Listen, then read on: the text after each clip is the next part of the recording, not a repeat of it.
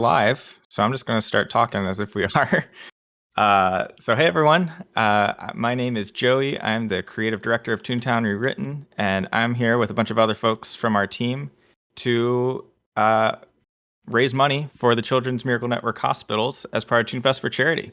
So we're super excited to be here. We're really glad that this event is happening again. It's been a favorite of ours for many, many years, and we're going to be playing the game today. We're going to be running around. You're welcome to join us, answering questions, and just having a good time while we raise money for a good cause.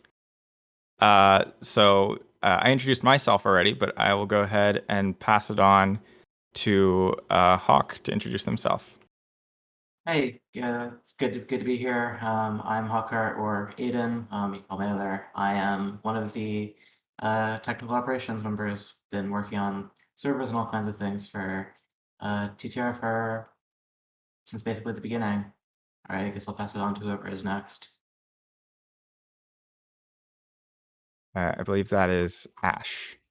All right. So hello, my name is Ashley or Ash. Either one works. I'm a game designer for Toontown Rewritten. I've been here a couple of months, and I'm really excited to be on this stream today. You can see that Ash and I are representing Yeah. our Pizza Planet T-shirts. The TTR stream sponsored by Pixar. Exactly. Not actually Yeah, we're sponsored by actually Pixar though. sponsored by Disney. They It's just don't want to a sue us at all. yeah, it's just a game design thing. You guys wouldn't understand. Exclusive. Yes. And I'm Princess Sandy. I'm a moderation coordinator. I've been with the team for about a year, and I am really excited to be here. Awesome. Well, we want to thank all you guys who are watching right now for being here as well. Also, big shout out to Chris, who was streaming right before us and holding down the fort while we worked out some technical difficulties. I heard that Chris was streaming for over 7 hours, which is crazy. So definitely, if you're liking the stream so far, if you're enjoying ToonFest for charity, send some money over to the Children's Miracle Network hospitals because it is just a really great cause that we're all raising money for today. So like I said, we're going to be playing the game. We're going to be hanging out. I'm not sure who is actually on screen at the moment, but someone is, and you're welcome to join them, unless it's me in my state. But if you guys have questions for us as the 200 Written team, you're welcome to put them in the chat too throughout this entire stream, and we will do our best to answer what we can.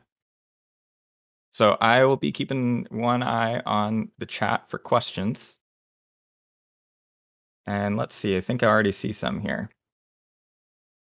Yeah, we got one from Crimson Fox that says, "What is your favorite content pack, and will content packs get more support in the future on TTR?" So I guess we'll start with the first part of that. I don't know, do you guys have a favorite content pack? I definitely do. I use Flippo's content pack. I'm checking to see the official title. I don't want to say the wrong thing. But it is Flippo's Toontown revamped version 5.3. I use that content pack every single time I play. So I love that content pack. Yeah, I love Flippo's pack as well. I don't use it actively, but I always see people like in screenshots and stuff using it, and it's just an A+ pack. I love uh, any of Ugly Corny's work, and I think Ugly Corny has just done like a really fantastic job creating this kind of sub community of content pack creators within Toontown. I think it's if you go to, I'm trying to think of the URL. I think we have just toon.town/content packs. Let me make sure that actually works. Nope, that doesn't work. There's a URL somewhere that'll take you to their site. But yeah, so I would just want to give a big shout out to Ugly Corny for not only like organizing within the community all of these different content pack creators and giving them a site to host their content packs, but also working with our team to help give us ideas about how we can better support content pack creators. That has led directly to things like the in-game content pack selector that we have now. Aiden or Sandy, do either of you have favorite content packs that you've seen around? I don't remember the names of any of them, but I am always impressed by some of the more creative packs that make like larger visual changes to the game. Yeah. I believe I used Ugly Corny's Dusk at one point. I haven't really used a lot of content packs, unfortunately, but I remember really loving that and loving all the changes, and I especially loved the CEO boss fight music, the final round. That was fantastic, and I really enjoyed it. Yeah, something that I think is really cool that we've been able to do with Toontown Written there, like content packs have been a part of the Toontown community for like a really long time, way longer than Toontown Written has existed. Um, sorry, I'm playing the memory game now and I'm suddenly distracted. But like going all the way back to like the spoof net with the Toontown spoofer, that was a big part of uh the early days, I guess, of Toontown and the Toontown community. And so we've done our best with Toontown Rewritten to try and continue supporting that in more official ways than Disney did. And although we don't really have any like specific plans we could announce right now of more things we're going to be doing in the future, we're always listening to feedback from the players, from the content pack creators, and looking for anything we can do to just give people that like creative expression in Toontown. So yeah, that was a great question. I see we have one from Gigi that says, "How has it been on the team ever since the release of The Last Laugh?" Which is another great question. The Last Laugh, for those who don't know, was our latest expansion to Toontown Rewritten. It was a continuation, kind of the final part of our Cellbot Task Force update. And I don't know, personally, I would say that it's been pretty exciting since we released that. There were a lot of things that were like a long time coming in that update. A lot of the stuff that I'll even talk about a little bit later was originally planned for the first part of the uh, Cellbot Task Force update, and we ended up kind of like putting it into the Last Laugh update instead, so we could take more time to get it right and get it nice and polished. But now we kind of have this blank slate of we've completed all of the plans that we had for Cellbot Task Force, and we get to do whatever we want for the next step of what's going to be coming to Toontown. So I guess I would say, we spent the first couple of months of this year doing this big project on the team that we called Looking Glass. And the idea was that we were looking ahead to the future of Toontown and allowing anyone on our team, whether you're in design, moderation, etc., like to pitch any ideas that you had for the future of Toontown, big or small.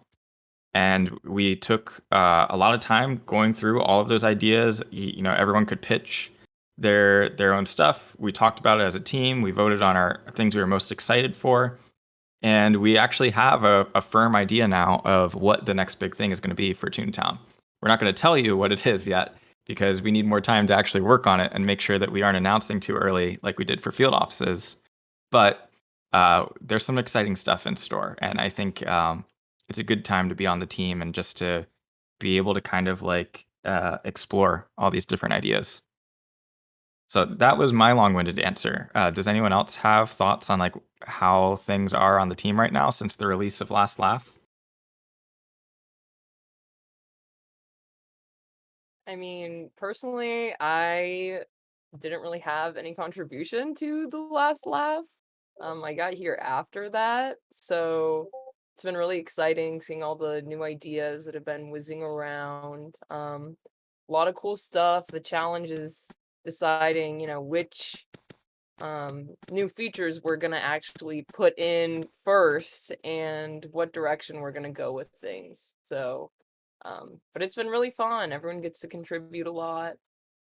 Everyone's incredibly creative, and there's gonna be a lot of cool stuff coming soon. I'm 100% positive on that. So. Yeah, as Ashley mentioned, she's one of the newer members of our team. I think the most recent addition to our game design team. Um, so Ash, do you think you could talk a little bit about just like what what that experience was like for you, like coming into the team. And I know you can't talk a whole lot about what you've worked on so far, but do you have any highlights of that process?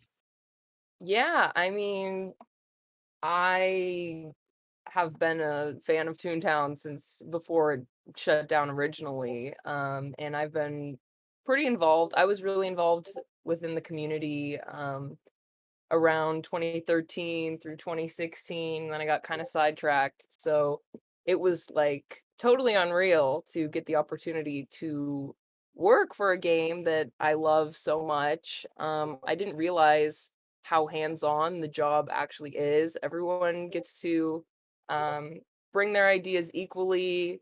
Although I'm a game designer, everyone is treated like a game designer. If you have input, you can share that.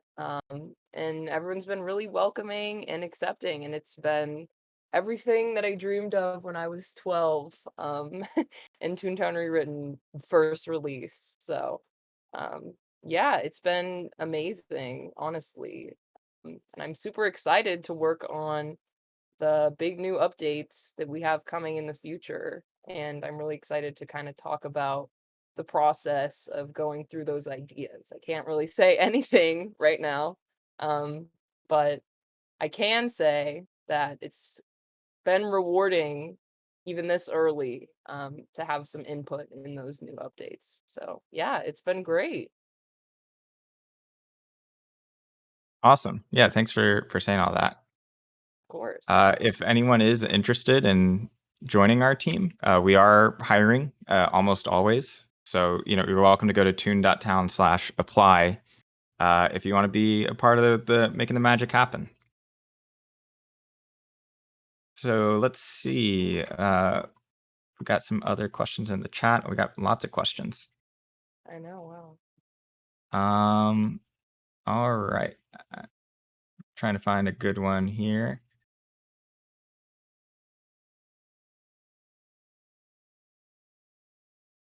I see one about Yeah, sorry, go doodles. for it. No, it's okay. You can go if you want. I was just going to say, I know I've seen multiple people ask already about the question that we have gotten every stream since almost the beginning of TTR. So we'll get this one out of the way really quickly. What is under the cloud? What is under the cloud indeed? It is, we've said before, it is a playground. It is going to be a new area added to the game. And at one point, we thought we were going to release it pretty quickly.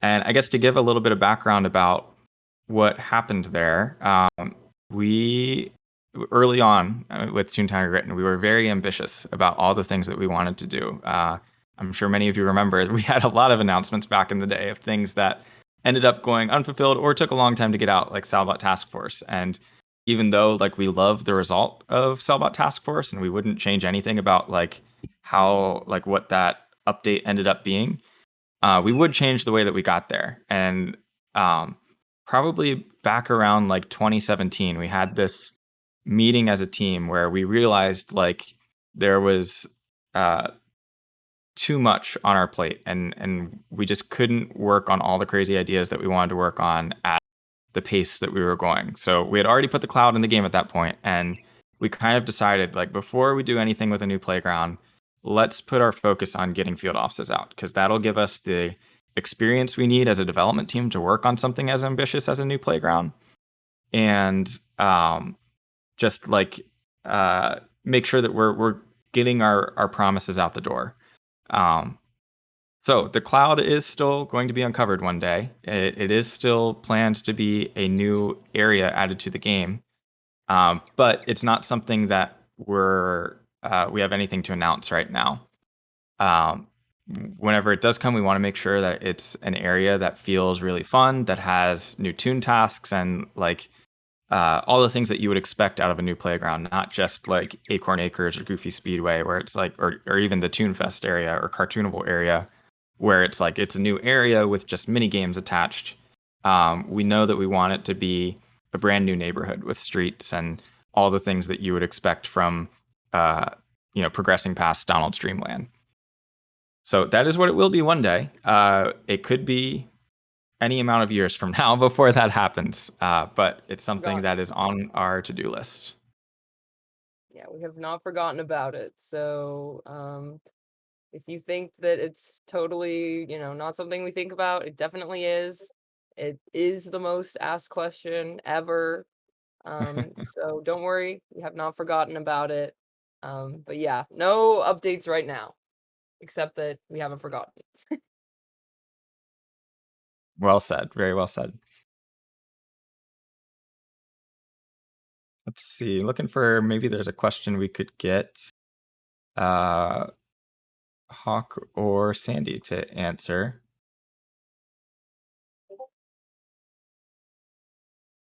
Here's a question that might be a good one for Aiden.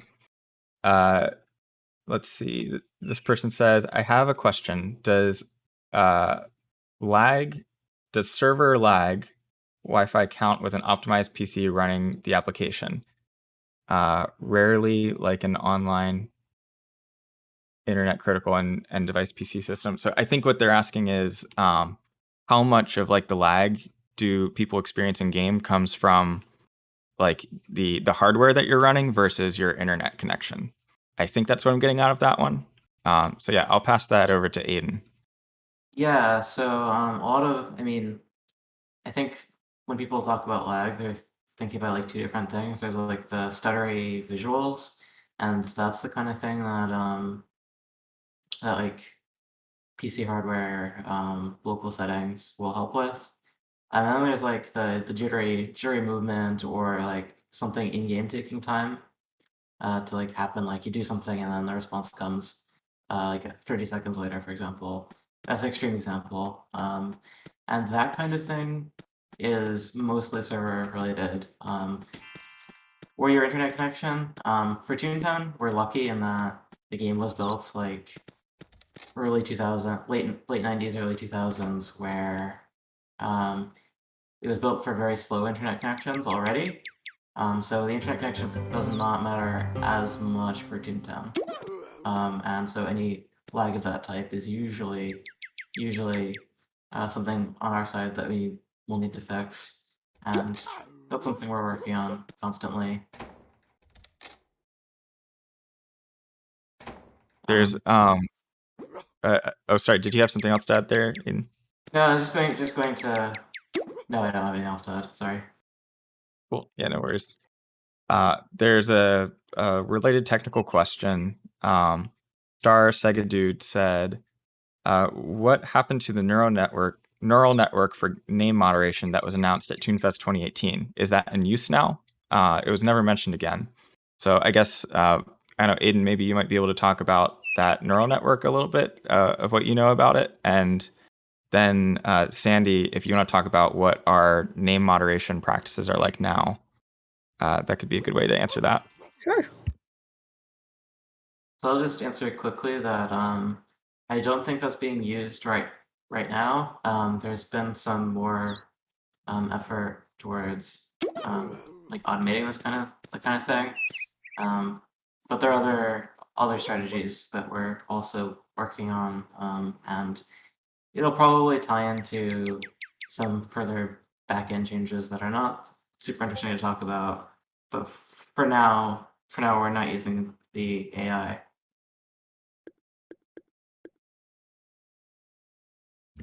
And in terms of name moderation, so recently we did have a split between game moderation and name moderation. Originally, name moderation wasn't part of the full team, they were more like a contractor position. But since I think it's been at least half a year, name moderators are now part of the full team. And we have a fantastic name moderation team, and I admire that the work that they do every day. I'm in game moderation. But they do such a great job. They are very good at communicating with each other and getting things done, especially the difficult names. And I've tried name moderation myself as well to help out where needed. And it can be difficult because there's a lot of names to go through. And they do a really great job at making sure things get done very quickly. And if you ever do have any questions about anything related to your name or the name guidelines, then you could always send an email to our support tunes. Awesome. Yeah, thanks for answering that. And I totally missed this, but while we were before we answer that question, I see that toonhq.org sent in a $100 donation. So thank you so much for sending that in, guys. I am going to pull up the donation page so that I can make sure I see any other stuff that gets sent in.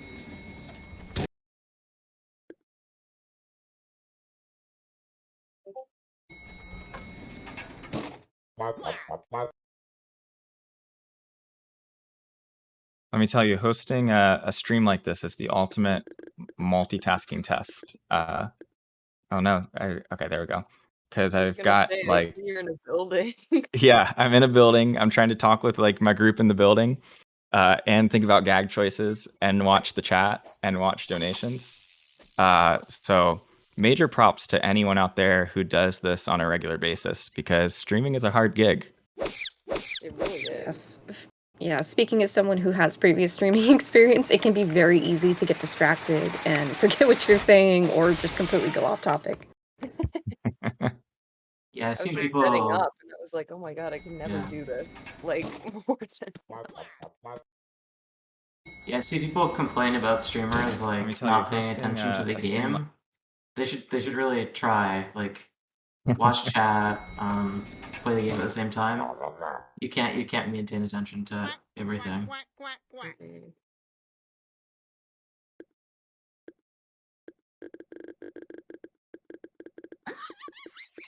So it looks like while we've been streaming, we also had a $5 anonymous donation and a $5 donation from Casimir. So thank you both for contributing to Extra Life. Oh, here's a great question from Mooman2000. They asked me, why hasn't Cermax reached 140 laugh yet? And I knew that I would get questions about this as soon as I logged in, with Cermax still being 137 laugh. I think Cermax has been so busy getting ready for the next thing that we're working on. The Toon Troop is much more involved with the next thing coming to Toontown than, say, like the Toon Resistance, that he just hasn't gotten around to doing the field office tasks yet. So that's my roundabout answer.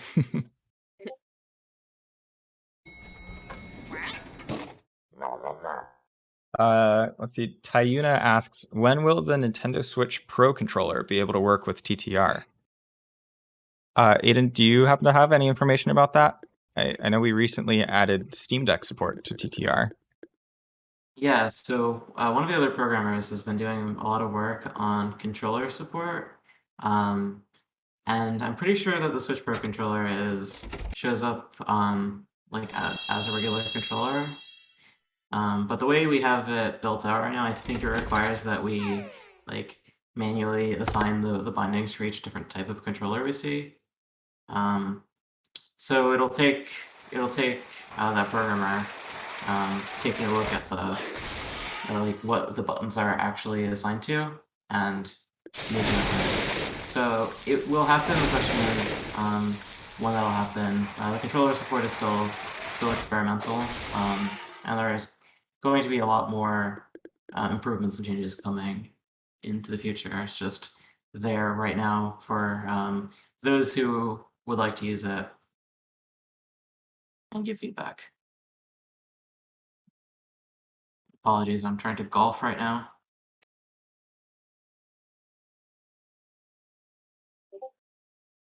Let's see, looking through some other chat stuff here.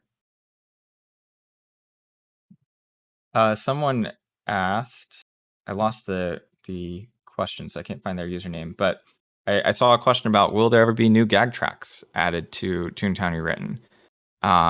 Again, I would say it's possible for sure. It's not something that we're going to rule out.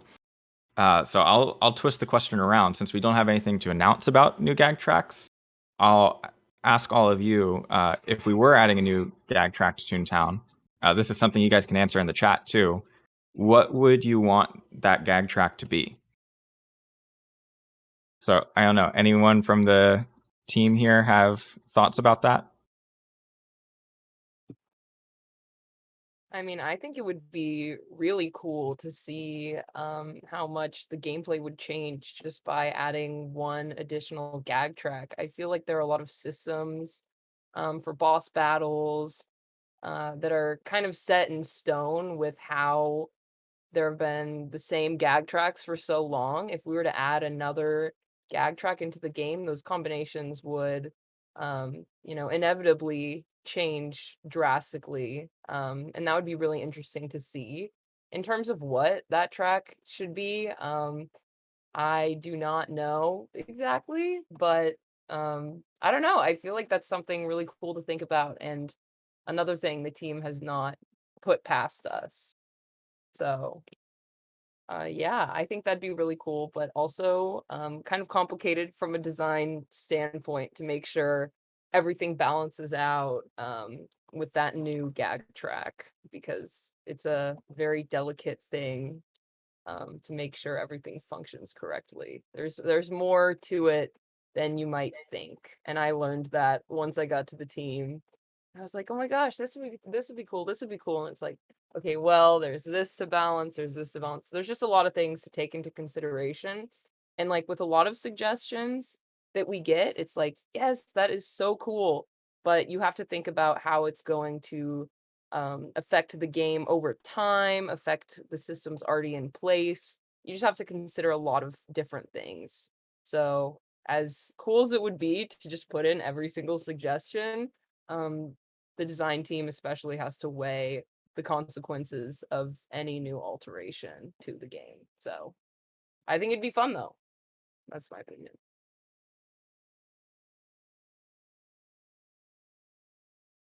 Anyone else have thoughts on a gag track or type of track they'd like to see?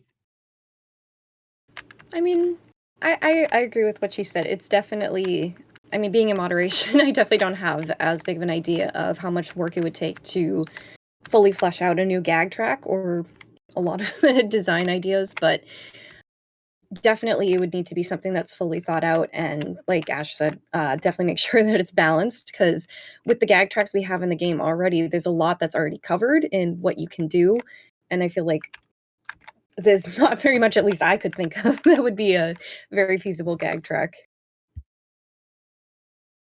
Yeah, I think that's the really hard thing about new gag tracks is the original designers at Toontown really did cover their bases a lot of what all they were putting into the game. So one of the things I'd be really interested in is gag tracks that are just kind of like slightly different reskins almost of existing tracks, like just almost cosmetic gags. So you could replace your throw track with something that is like throw in the way that it behaves, but has different visuals and stuff, just as a way to kind of like uh, customize your tune further.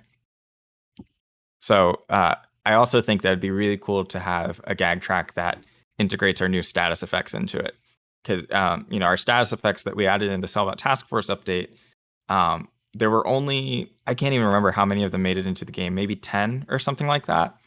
But we have a list that we came up internally of like 30 status effects that we thought would be a good idea to have in Toontown. So there's this big list of like we came up with. It was actually Dante from our design team came up with a lot of different ideas of like here's all the different things that would be really fun to have in Toontown. Like for example, one of my favorites that we haven't gotten into the game. No promises we ever will get it into the game, but there was a status effect where you could I forget if we ended up calling it taunt or something along those lines, where you could call attention to yourself so that the cogs will only attack you as a way to like save your teammates. If you had some low laugh tunes with you and you didn't have tune up, or even if you did have tune up but like the cogs were so strong that they were probably going to take them out in one hit, then you could have a taunt status effect that is like putting all of the firepower on you. I think that's just like a really interesting strategy that would be fun to get into the game somehow. Alternatively, the cogs could use it as well to say like you can only attack this cog and you can't attack the other cogs for a certain number of rounds. So there's a lot of fun we could have with stats effects, and there's a lot of fun we could have with just customization options for gag tracks, different skins on gags, maybe slight differences in their damage power and mechanics. And yeah, I think like for me, I wouldn't want it to be like we could ever have more than 7 gag tracks or more than 6 gag tracks at once. I think I'd always want it to be like you're slotting out an existing gag track for a new one to keep things balanced. But that's at least where my head is at. And we would love to hear feedback from you guys. If you have a gag track you really want to see in Toontown, either like a type of theme or a type of mechanic, or just like a way that the gag track would be earned, please let us know, because we're always thinking about that stuff. I saw a couple people in the chat already mention like magic gags. I think that's super fun. I think it would work well with status effects too. It feels like it's in theme with that. And there's of course zap gags that I think Corporate Clash has. People bring up those as well. So there's lots of fun ideas of other ways that Toons could play jokes on the cogs.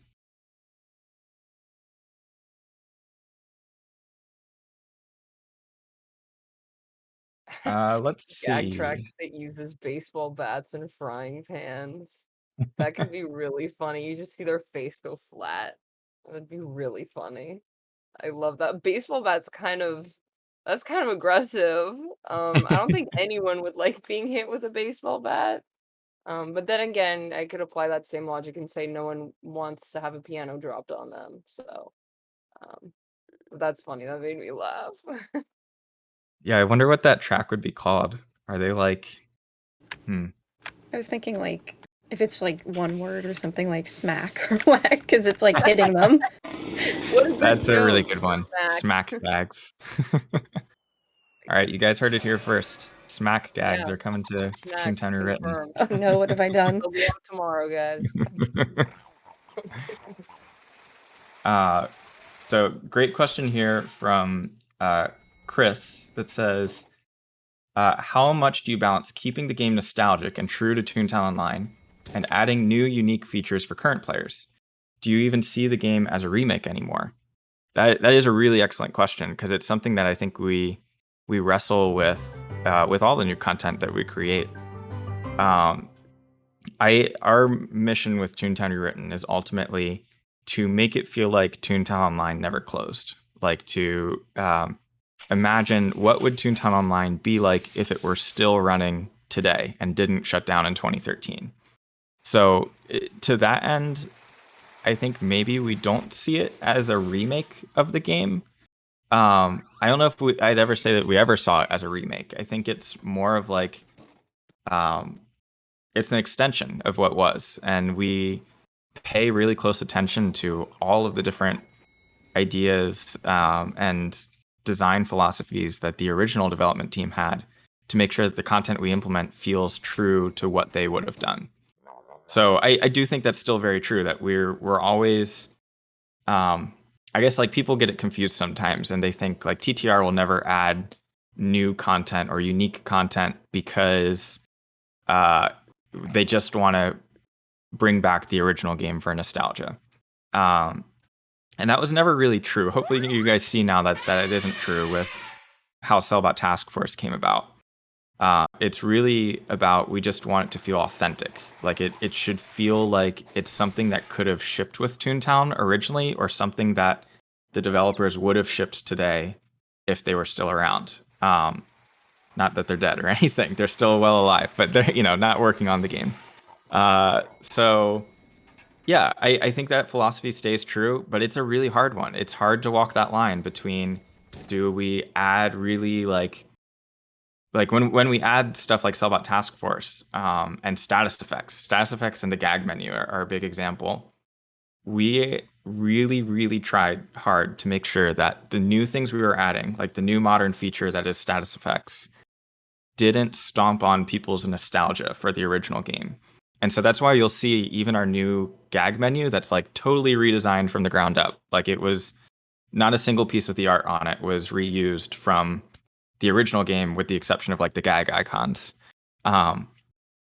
It still feels, hopefully to you guys, still feels nostalgic almost, because it has that same familiar design, the same familiar color scheme, but new features that make it better to use. And that's, I think, the perfect the perfect example of our philosophy with Toontown Rewritten. Like that gag menu that was designed by Nathan from our team.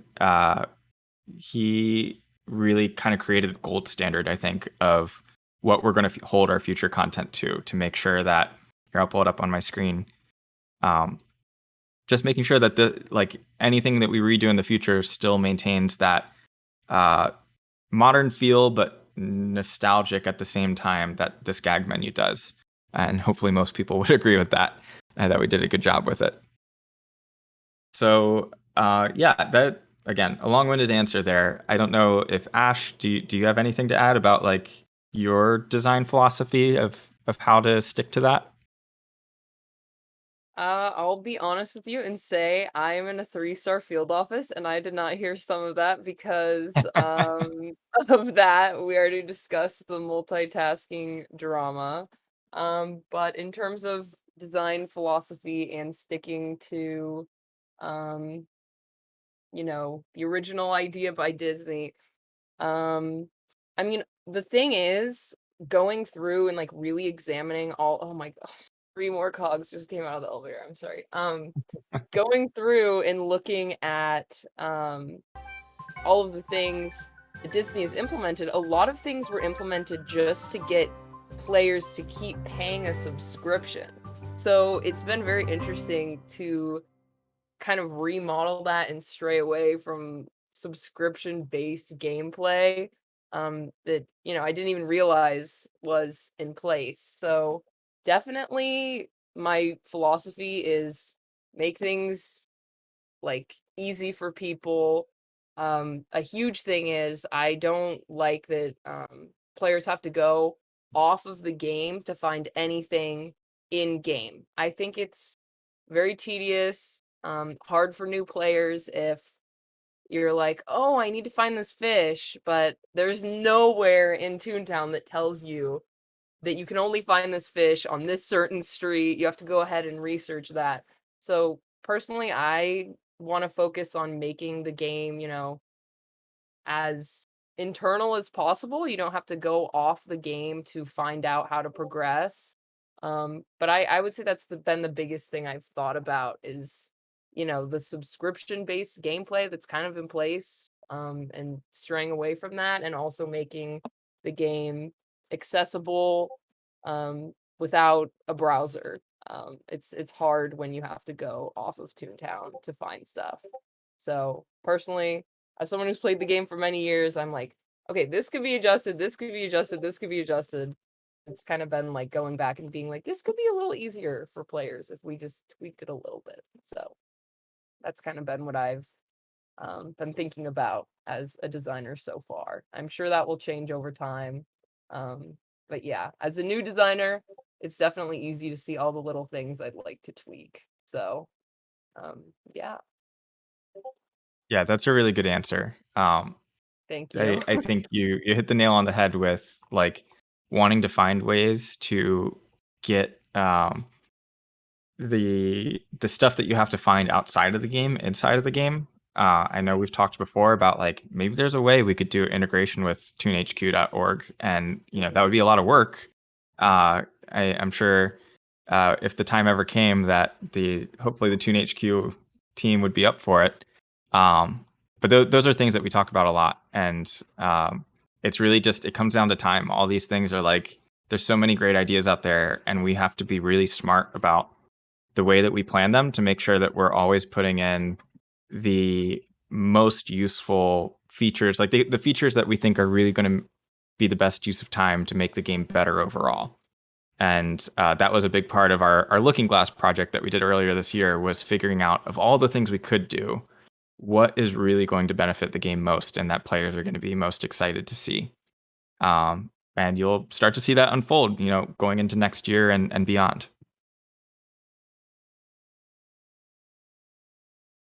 Let's see. Got a question from Crimson Fox. Would the TTR team collaborate with Shell Games to add VR support to TTR? Oh man, Toontown in VR would be really fun. I think for those who don't know, we did have a demo that Aiden actually worked on years ago for ToonFest 2016. where we had just a super basic, like, but basically just being able to walk around and Toon Hall, I think, inside of there in VR for the HTC Vive. And it was a cool project. I think it proved out well that like the art style of Toontown would just be like a fun environment to be in VR. Um, Whether Shell Games would ever collaborate with us on that, I don't know. Maybe. I know that Jesse Shell, who is the creative director of Toontown Online, he still is very interested in Toontown. Asks me questions about it all the time about how things are going. What if looking into what the community is up to. He gets emails all the time that you guys send him and is really good about responding to those, even though he has like no obligation to, which I think is awesome. So yeah, I don't know if we would ever be able to add VR support into Toontown Rewritten as it stands, because designing for VR is so much different than designing for a regular game. I've gotten a taste of that since working at Shell Games. And I think if we were ever to do like a VR version of Toontown, it would likely want to be like its own original version of the game that's like inspired by Toontown, or like a Toontown spin-off almost built for VR, rather than something that's like porting the existing game into VR. It might work, but usually that doesn't end up as well. We've seen with like other VR games that have like tried to port, or I guess other games that tried to port into VR. It's usually not as fun as if you just designed it from the ground up. So that would be super fun to do one day. I certainly still hold out hope that one day we'll have an official revival of Toontown. I would love to have Shell Games be a part of that. As long as I'm still working at Shell Games, I will be pushing for that however I can. So hopefully when the time is right, one day we might be able to make it happen. I don't know if anyone else has the chat open. Feel free to grab any other questions you see while I try to customize my Toon party here. Yeah, so while someone's looking for a question, I'll just add that I worked on the TTR VR for ToonFest 2016, as Joey mentioned, and the environments worked really well. We did that in Unreal. The idea was going to be that it was sort of like a museum of gags, but even like with the sort of limited scope that we ended up bringing to ToonFest that year, it worked. It really worked. We ported some areas like the Toontown Central Playground and the Toontorial, like Toontorial Tom Shop, and those were really good too. One thing you notice in VR, by the way, is that the scale for the interiors is way off, which you don't notice on a flat 2D screen. So that's fun. And recently I've looked at the Resistance hideout in Unity in VR, and it looks stunning. So I think there's definitely room for that kind of thing, but it may not end up being the exact same just because of the difference in medium, essentially.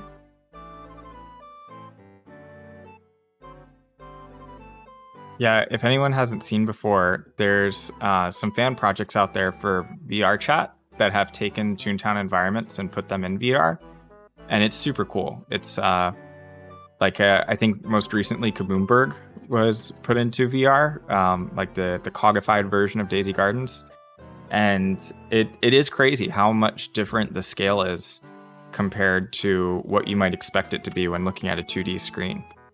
In my experience, everything in VR almost feels like a lot larger than you would expect it to be. Like everything is just kind of like cartoonified, I guess, which works for Toontown, but it's something that like you really have to be intentional with as you're creating VR games.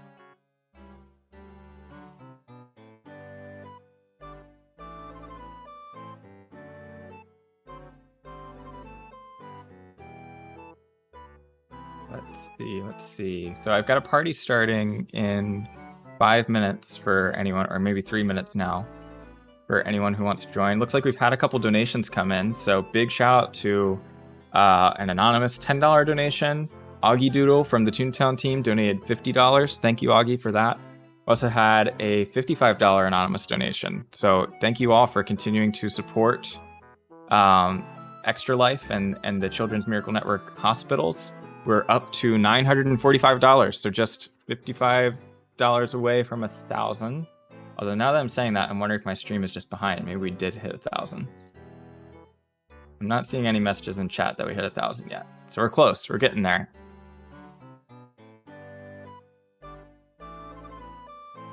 All right. Let's see.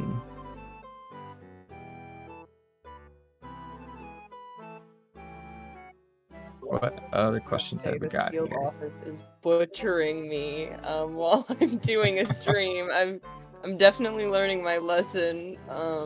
The people in here are definitely annoyed with me. I think it's been on the stream too, like just watching me desperately like try to make the clock in time. Don't watch the stream, guys. It's like kind of humiliating right now, just a warning. Yeah, definitely give us a break for trying our best to juggle like Toontown strategy with watching the chat and the stream. That's why I've switched to planning a party instead, because I realized that my gag choices were not ending up great when I was in the heat of the moment. Yeah, I did racing, which wasn't too bad, because I could kind of just go, and then I also did some trolley games, which were okay, but yeah, it's definitely hard to multitask. Yeah, golf is a nice relaxing activity. I would recommend it. No stress, you got a full minute to take your shots.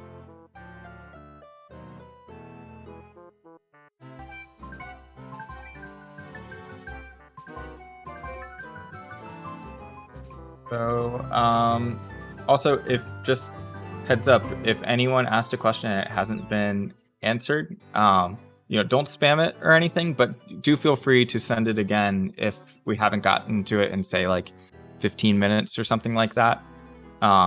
Because, chat is going pretty quick and I'm trying to get to as many as I can, but sometimes I miss them. So let's see. Dragon Treasures has a good question that we probably haven't answered in a while. They asked, how much issue did you have with Disney when booting the game back up? I'd imagine that they would try to sue and such like that. That is a very great question. Oh, also, let me start my party. So, something that people may or may not know, we've never had official contact with Disney since starting Toontown Rewritten. This, it's not a Disney-sanctioned project, but we do our best to make sure people know that it is its own kind of internally funded project. We don't collect any money from ads or donations or sell things, and we're never going to do any of that. There will never be any way that we collect profit for Toontown Rewritten. It will always be funded by our volunteers, just out of the goodness of their heart. So we kind of thought, like, early on, and I'm sure Aiden can attest to this too, because he was around back in those days. I think our ideas of what this game would be shifted very quickly in the early days, because I think it started out as it was kind of just a small group of people trying to make this idea happen. We thought maybe a couple hundred people play this. We'll have fun. We'll be able to bring Toontown back for a short period of time. And then Disney will send us a cease and desist, and that'll be it. We would have had our fun. But right away, as soon as we started talking about the idea that we could have a revived version of Toontown, there were thousands of people knocking on our door who were interested. So that's where we had to do alpha keys and beta keys, because we just couldn't handle the server capacity at the time for the amount of people who wanted to play. And so we very quickly started shifting our thinking into, this isn't just a regular private server. This isn't just bringing back a version of the game to have fun with for a couple months and then, we're going to abandon it or whatever. It was let's try our best to bring Toontown back in the most thoughtful way that we can, so that number one, it feels like the game never closed, and we can make sure that all these fans who loved the world so much get to continue living in it. And number two, we keep Disney happy so that we have the best chances possible that they're going to allow the project to continue going on. So knock on wood, we have been here for almost 9 years now, and we've never had any official contact from Disney to say, hey, stop doing this or anything of the sort. And hopefully we never will, because like I said, we're very thoughtful in the way we run the game. We make sure that it is well moderated. We've got a 24/7 moderation team who's keeping track of things and making sure it's family friendly. We have no ads, no donations, no subscriptions. It's just entirely free to play as a community resource and something that we think brings a lot of good into the world. So hopefully that'll always be the case, and Toontown Rewritten and other projects will always be able to be around. I hope that even if we do ever get an official revival of Toontown, which, like I said earlier, I will very much be pushing for till the end of my days. I think that there's a world where that coexists with the Toontown servers, because a revival of the game is inherently going to be, it's a sequel. It's a totally different game. Inspired by Toontown, the same species, mechanics, cogs, all that, but likely new playgrounds, likely new tasks, all sorts of. It could be anything. Maybe it's even in VR. Maybe it's not a regular PC game.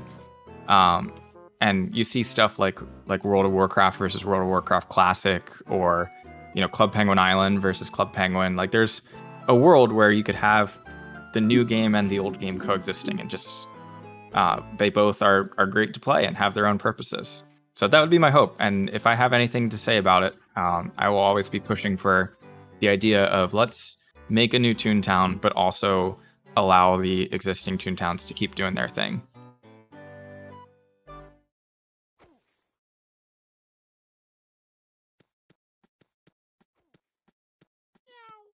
All right, let's see. Party's in full swing now. I'm looking for some other questions.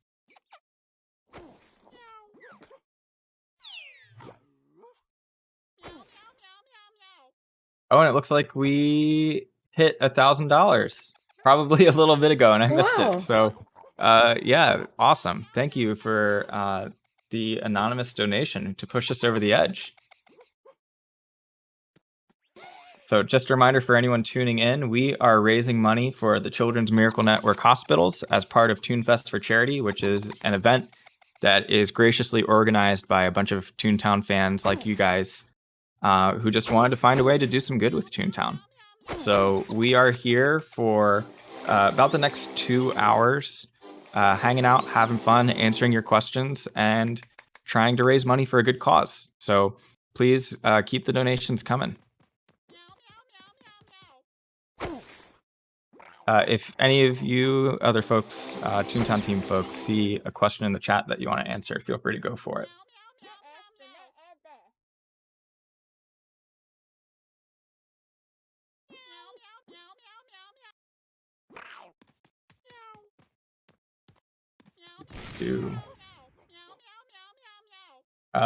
Puffle asks, was the Toontown Retextured project canceled? Not officially. It was put on pause. Where we, similar to the new playground, we decided that there were other things we wanted to focus on first, but it's still something we want to do. I'm looking at these crusty looking palm trees above the tug of war game and parties and thinking, yeah, we should really upscale that. And same with that disco ball. I mean, look at that. The 20 on it is like, you can barely tell it says 20. It just looks like a blue blob. So we really want to increase the quality of the game and give it the similar to the gag menu that we redesigned. We want to give it the a modern appearance that looks nice and crisp, but the graphical fidelity of a game you would expect in 2022. So one day we hope to return to that project, but it is on pause for the time being. All right, we're going to jump in a tug of war match here. We've got, let's see, Angel, Lady Kyla, and Spot versus Sir Max, Dr. Dog, Sanctuary, and Strato. 4 versus 3. We'll see how this goes. Oh, and also, sorry, I just saw this. So Juliana is going to have to... Oh, man, I got distracted and totally blew that. Juliana is going to be leaving us and swapping out with one of our artists on the team, Daniel. So, Juliana, anything you want to say before you hop out? Honestly, it's thank you so much for having me. Thank you for ToonFest for Charity for having us and having me. And I'm so excited that I got to do this, but I do unfortunately have to go to work. So thank you and have a great rest of the stream, everyone. And please donate if you can. Awesome. Yeah, thanks for being here, Juliana. Everyone send some claps in the chat for her being here and answering some cool moderation questions. All right. Have a great day, everyone. You too. Good luck at work. Thank you. All right. And we are joined now by Daniel from our art department. So, Daniel, do you want to go ahead and just give a quick introduction of yourself? Yeah, I'm Daniel. I'm an artist on the team. I do a variety of things, texture stuff, 3D stuff, some animation. So basically I can help out with any art-related questions, I guess, or just play the game. So, yeah.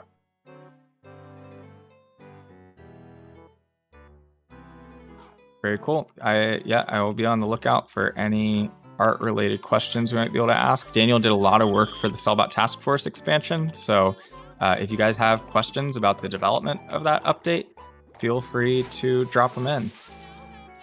Oh man, this is a tough tug-of-war game here. We're neck and neck. I don't know if you can hear my keyboard clicking, but it is really loud. Oh, we're so close. Nice. Couldn't quite get him in over the edge, but I think we won. Yay. I'll come to the party as soon as I hopefully survive this field office. Looks like someone who I'm doing it with, joined the stream and got to watch live as I suffered through this. So that's funny. I don't think anyone in here had any idea there was a stream going on. But they do now, so that's exciting. That's great. Yeah. Glad to get more people watching. Same, I'm so glad.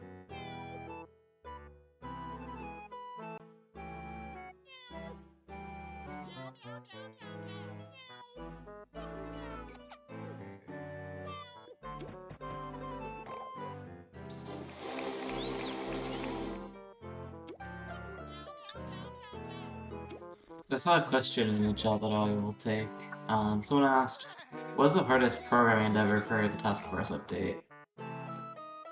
And I think two things jump into my mind. The first thing is the sort of updating the battle system to work for the boiler boss, because it's a sort of a 5 enemy boss, which hasn't been seen in Toontown before. And in the end, we ended up sort of rewriting the battle system from scratch to support that, along with other stuff like status effects and all sorts of other extensibility features that will make it easier for us to add new stuff to the battle system in the future.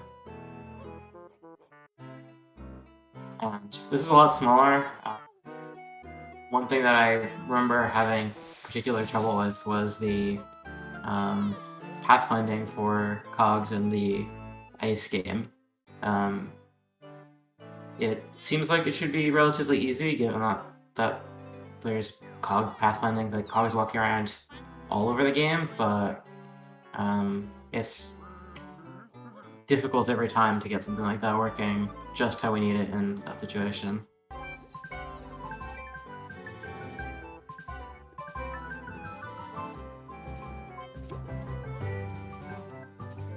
We've got a question here from Artsy Aaliyah, I think, or maybe Alia.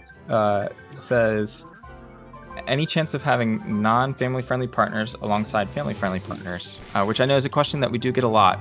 And I will say first and foremost, we have nothing against our Toontown community people who are targeting like a more adult audience, if you want to have a more mature stream and you're playing Toontown for it, that's still awesome. There's a place in Toontown for everyone of all ages, and there is certainly a lot of adults and teens out there who play Toontown who are interested in those more mature streams. We promote the family-friendly streams. It's partially because of, like we talked about earlier, wanting to make sure that we are maintaining that family-friendly Disney image. We want to make sure that anything we're promoting, if Disney were to go to our website at any point, which we know they do every so often from like our analytics that we can see, we want to make sure that there's nothing on there that would give them a red flag of like, whoa, is this really the kind of thing we want to allow associated with our brand? So that is a big consideration there. And Toontown was originally designed as a family-friendly kids game, and we want to make sure it stays that way. So anything that we promote officially does have to be family-friendly. That doesn't mean that we won't like do things like, if you were a mature partner who wants to interview one of our team members, totally, like we're up for that sort of thing. Usually you just have to send in an email or message one of us on Discord or something, and we can try and make that happen. So that's kind of where we're at right now with it. It's not to say that things can't change in the future, but more than likely, we're only ever going to be able to allow family-friendly partners for Toontown Rewritten. But partnership is just one way to be promoted. Like we like promoting partners to advertise their events and that sort of thing. But there's also like all sorts of different ways that you could get involved. Like I said, like interviewing a team member. Sometimes you could ask us if we have like extra like ToonFest codes or something like that. We give those out every so often so that people can use them for giveaways on their streams.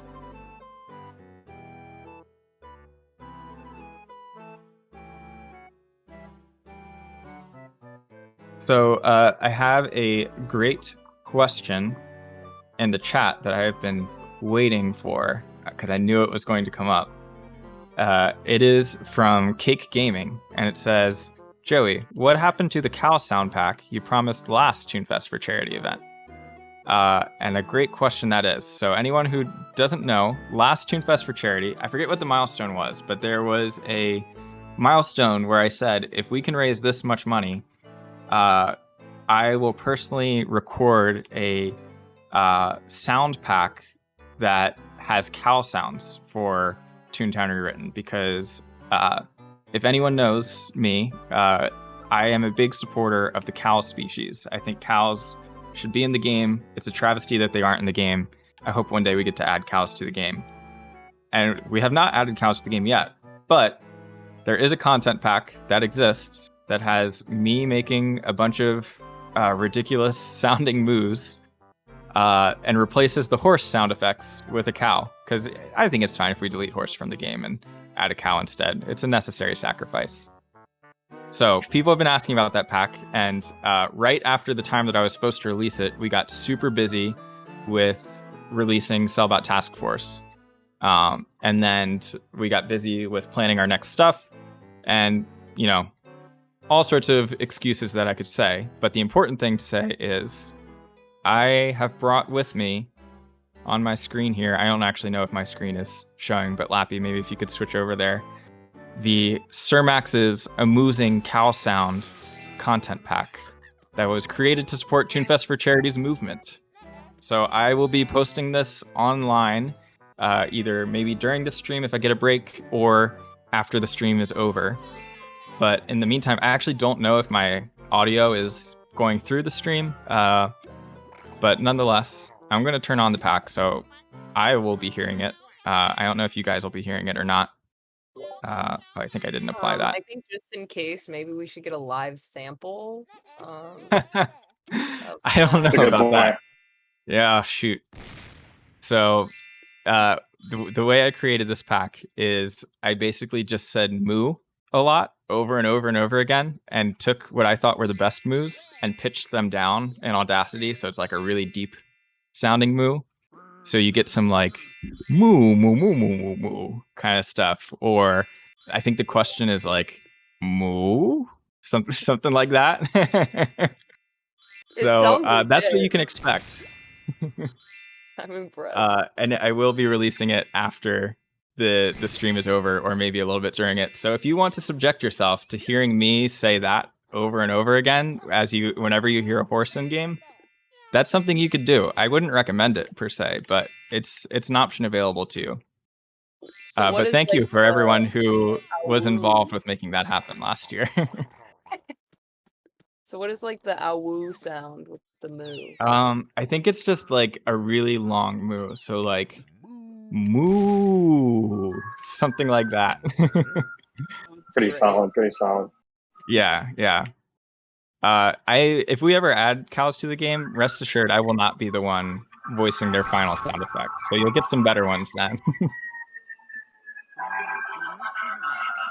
Someone in the chat requested that we reintroduce ourselves. It has been like an hour and a half. We probably have some new people. So, anyone want to do that? We down to have a reintroduction? Sorry, I missed what you said, Ash. That's okay. What was it that you said? Oh, someone just said was requesting a reintroduction because they didn't know who was who. Oh We yeah. have been going for like an hour and a half, so if you guys want to reintroduce. Yeah, no, that's a great idea. So as I try to here, maybe we'll start with Hawk this time, and I'll go last as I'm trying to do this cog tug of war thing. Sure. Just real quick, I'm Hucker or Aiden, one of the technical operations leads. I've been with TTR since pretty much the beginning. I do a lot of work related to servers and stuff these days. Who wants to go next? I can go. Ash, oh yeah, sir, go ahead, Daniel. Yeah, so I'm Daniel. I'm an artist for the team. I've been on the team for around 4 years now. And basically I do 3D art, texture art, and some rigging and animation as well. All right, so I'm Ashley or Ash, either one is fine. I'm a game designer for Toontown Rewritten, and I am the newest game designer to be on the team. So, yeah, that's information on me. And I am Joey. I'm the creative director of Toontown Rewritten. I've also been around since the beginning. And yeah, so I'm creative director and I guess game design lead of the team.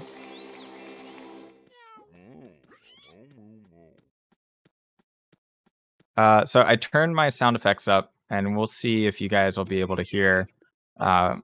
If there's a horse around, in theory, they should be making the moo sounds. We'll see how it goes.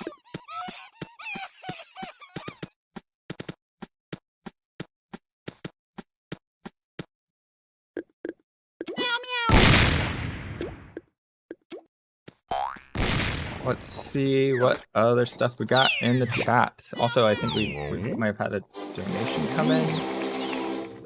Oh yeah, so we've got a couple donations. One from Sailor Moon. We had a $5 donation that said, "Thanks so much for running Toontown Rewritten and giving forward to a great cause." Thank you, Sailor, for donating to a great cause as well. We have 2 anonymous donations, one for $25 and one for $10. So thank you to whoever sent those in.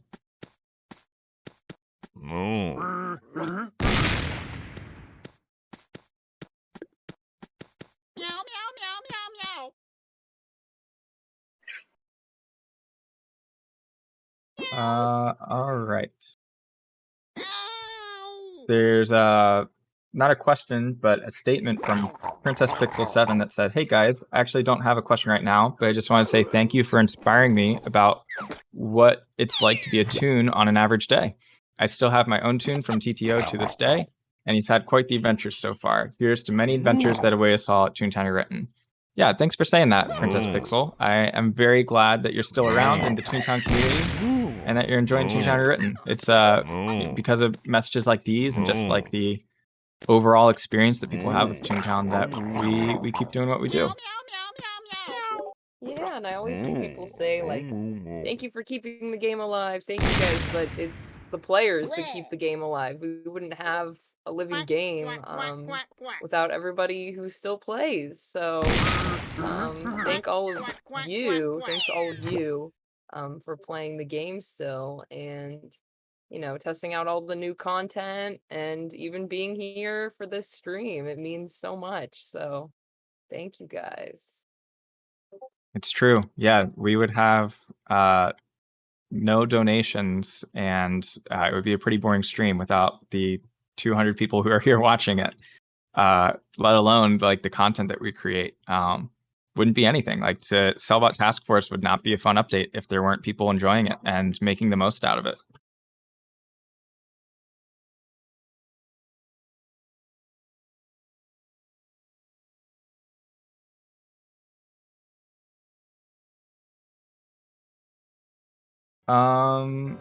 So Darth Anonymous has a question for Hawkheart. They ask, what do you enjoy most about your position on the team? So the thing I like the most, I have to say, is any opportunity we get to sort of make things easier for the rest of the team to do their work. So for example, we rebuilt away the server, and like the way updates get pushed out to the actual live game, sometime early last year, I think, and it made it so that anyone on the team or any of the programmers could like easily push an update to our test servers, which made things a lot faster for the developers to like get their changes up and get them tested, which is fun because it makes everything faster and easier for them. So that is the kind of thing that I really like being able to do.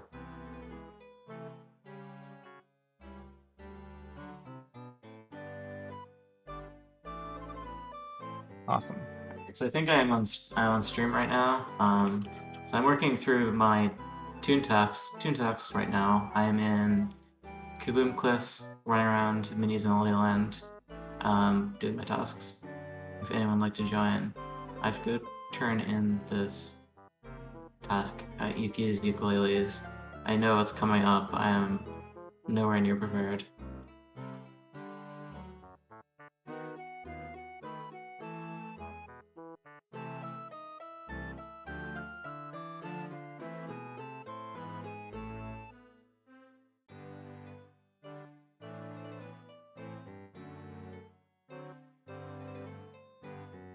Let's see. So someone reminded me to start the fireworks. Thank you for that.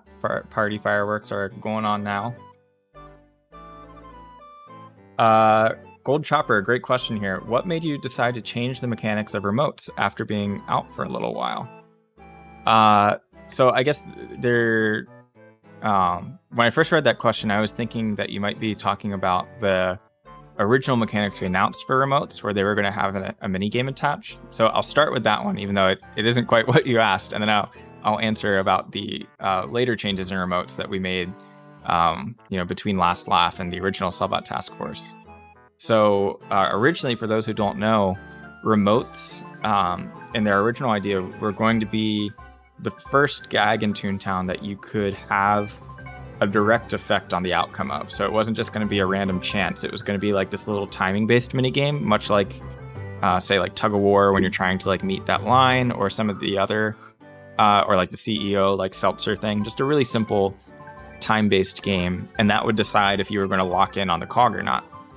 And we really liked that idea in theory, and we spent a lot of time working on that concept. But ultimately, we decided to just make remotes more like a regular gag, because as we started to explore that more, we realized that it does slow down battles a bit to have that kind of minigame in there, and it makes battles kind of inadvertently maybe less chill than people are used to them being in Toontown.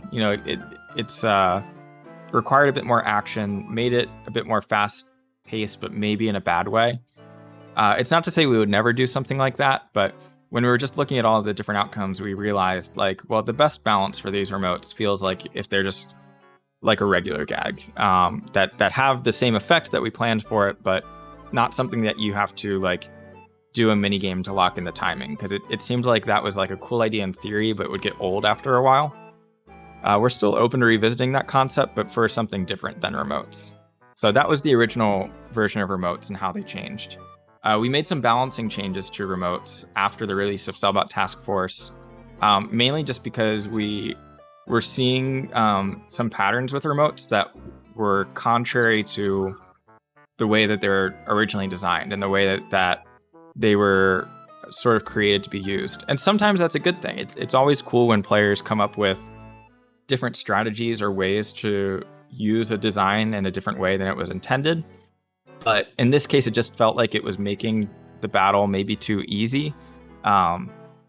And overall just like needed some slight tweaking to get it into a state where we thought it would be well balanced for not only our current content, but future content that we have planned too. We wanted to make sure that it wasn't going to be something that would become like the new meta of the game, where you could just like do this particular thing with remotes and basically get through any battle unscathed. So that's what led us to make that decision. All that said, we're always listening to community members. If you have thoughts about that change or any other changes that we make to balance, we really want to make sure that our content is, at the end of the day, making the game more fun. Like, it's not about our ideas, and like it's not about making sure that anything we do is going to like if it's not used the way that we intended it, then we're going to change it. You know, it's not that. It's really like, what is going to be the most fun way to play Toontown, and what's going to be the best mix of challenge and satisfaction and teamwork to create an all-around, a well-rounded game. So yeah, that's where we're at right now. Please let us know if you have more feedback about remotes, though, because it's not to say they can't change again in the future.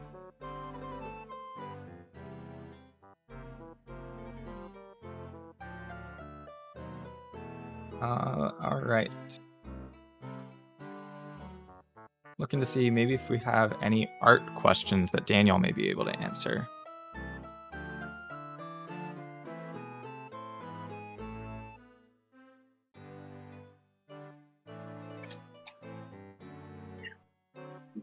I don't see. I'm still looking through, but I'm going to ask one in the meantime that I think would just be an interesting one to answer. So, Daniel, what was the favorite thing that you worked on for Cellbot Task Force? That's a good question. Yeah, it really spanned a long time of development. It's kind of hard to pick a specific thing. I would say, though, if I had to pick one, it would be either the ice game or the remote control animation stuff. I mean, the ice game stuff was like one of the first things I worked on the team. And then the remote stuff was like one of the last things before Field Office was released. So it kind of, I would say those two kind of encompass like the whole development period.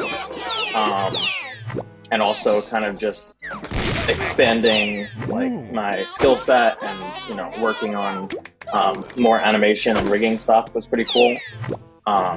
So it's, yeah, I would say those two, because this kind of sums up the overall development period, which was pretty extensive from since I joined the team. So, but yeah, there's so many things we worked on that were pretty cool, and it was definitely fun to see everything come together in the end with the hideout and all the how all the story stuff tied it together. So overall, a lot of cool stuff to potentially choose from there.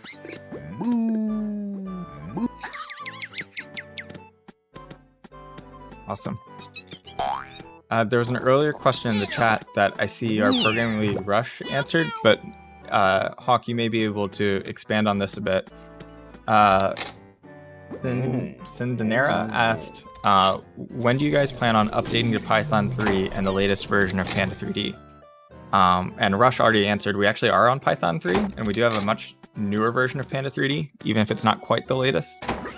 But Aiden, would you be able to talk a bit about what that process was like to get Toontown on Python 3 and like some of the benefits of it that people may not necessarily see day to day?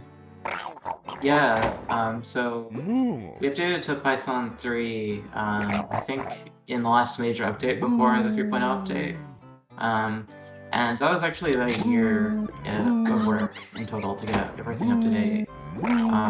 Like getting the game to actually run on both Python 2 and Python 3 was relatively easy. I actually did it on almost entirely on a cross-country flight from New York all the way across the country a couple years back. But it was difficult to get the game to actually work, like get our update and deployment systems to work such that we could actually like put the Python 3 version on the servers. So for about a year, I just got pushed into the building. So took about a year for us to actually get the engine and stuff ready for us to use to ship out to people. And so at the moment we're on Python 3.8, which is we're likely to stick with that for a while because I believe that's the last version that actually supports Windows 7, which we haven't officially dropped support for yet, I believe, or at least we don't want to break it if we can avoid it. And we're running somewhere between.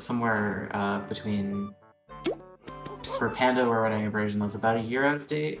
We're actually not running a released version, we're running off of their master main branch, which is what will become Panda 3D 1.11, but is not yet released, so it's newer than 1.10 but older than what is currently available.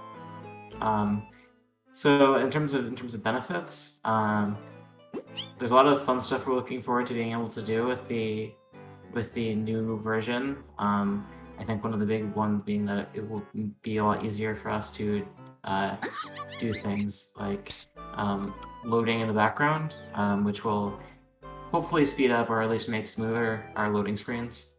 A lot of behind the scenes stuff that will help us improve the general game experience, I suppose. I think that is everything on our big version upgrade.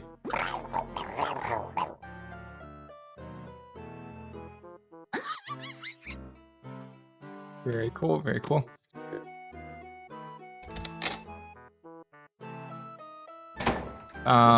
This might be a good one for you to answer, Daniel. I know we touched on this earlier with Toontown Retextured, but Mooman 2000 asked, have you thought about upscaling some textures that are more prevalent, such as textures for cogs? As some of them, like the Mingler, have had weird-looking textures since Toontown Online. Yeah, so Retextured is kind of like this ominous thing at this point from the past. I would say our goal in general is definitely to make things look better, but it's kind of about striking the right balance of that, because while we want things to look better and obviously we could revamp certain things that are more important, we also want to make sure it's not like too jarring with the existing stuff, because it's not like we're replacing everything. So that's kind of there's some examples of that with like stuff we've released, like the houses, the new houses and stuff, which are kind of our own revamp of the original ones. Obviously those are a little different because they weren't in the game.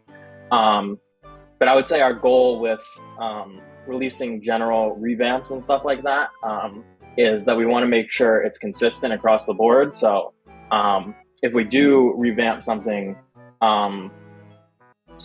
that's important like that, then it has to still fit with the existing stuff.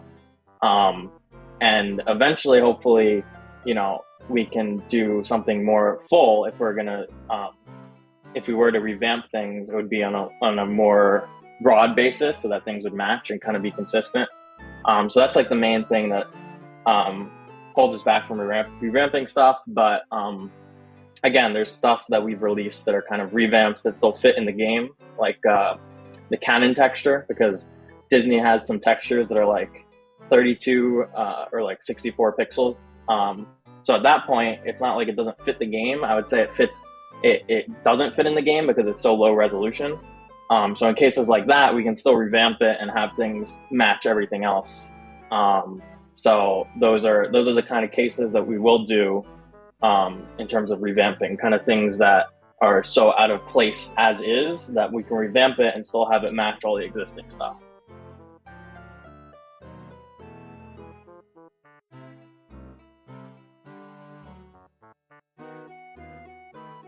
All right, I got a race going here, so I'm going to try and find another question while also, in theory, winning this race.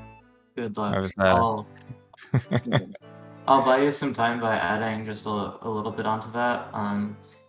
There's a lot of technical work that needs to be done behind the scenes to get any sort of upgraded visuals working properly. One part that I just sort of volunteered to take on a couple weeks back is that we want to be able to change the way the game's textures maybe packed into. So when Disney built the game, they took the textures, they had them all in individual files. I had a tool that would take like 5-6 textures, combine them into one file. And so doing that, it's hard to resize one individual texture, for example. And so what we would like to do is we'd like to be able to make changes to that format. But one challenge we have is that doing so would break all the existing content packs, and so we want to have a way to do that without breaking all of the content packs. And I've been working on sort of a technical solution that will make life easier for the content pack creators if we ever go ahead and do some sort of change like that. Yeah, kind of adding on to that again. Yeah, basically what Aiden said, where a lot of the way the assets are built on like the art or technical side, it requires us, when we do any revamps like that, a lot of times it's like an entirely new asset. So it's like a TTR asset rather than a Toontown asset with TT in the name. So a lot of times, if we wanted to go and edit the old versions from Toontown Online, the TT versions, we'd have to go through the technical back end of that process, so that it wouldn't affect content packs that base their textures on the palettes generated by those original models. So we don't really have full control over that, and that's kind of our long-term goal, is to have control over those original assets that are named with TT instead of TTR.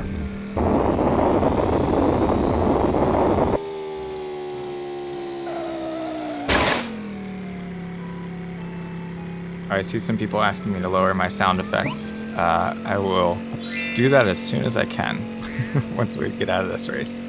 Sorry about that. It's the mooing got to be too much for everyone.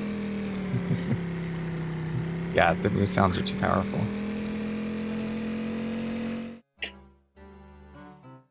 I saw one of our community representatives was in the chat earlier, Minty TTR. I'm just going to read what Minty said. Minnie said, when Joey said we're always listening to the community, he wasn't kidding. We have a team of members who read through and note feedback on a monthly basis as part of their work with the team. Your feedback and thoughts do make it to us. And yeah, big plus one to that. The community team does a great job like keeping up with everything that's shared in Discord. Oh no, I'm stuck in this wall. Okay, there we go. Everything shared in Discord, emails, all that. We try our best really to make sure we're hearing from everyone, not just the loudest people in the community, but like everyone gets a voice. To the point even that just this week I was chatting with someone at Shell Games and Shell Games, for those who don't know, have been developing Among Us VR. That's kind of our big VR title that is coming out at some point. I can't remember if a date's been announced, so I'm not going to say anything. But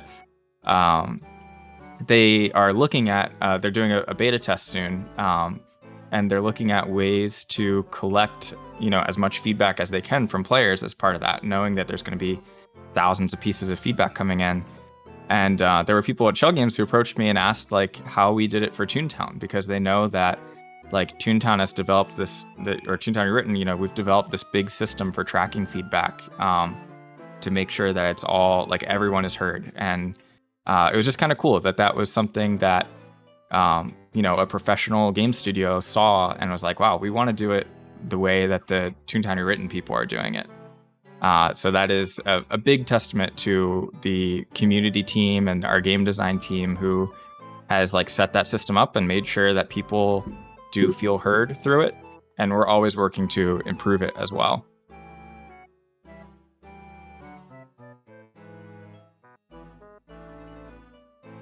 Oh, and I didn't lower my sound effects. Let me do that now.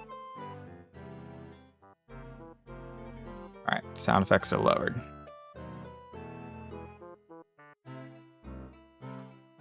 Just as a reminder for anyone new joining us, we are here raising money for the Children's Miracle Network hospitals. We've raised over $1,000 so far. Looks like we're up to 1,115 right now. And yeah, so we are going to be continuing to play Toontown, answering questions, hanging out with you guys in game.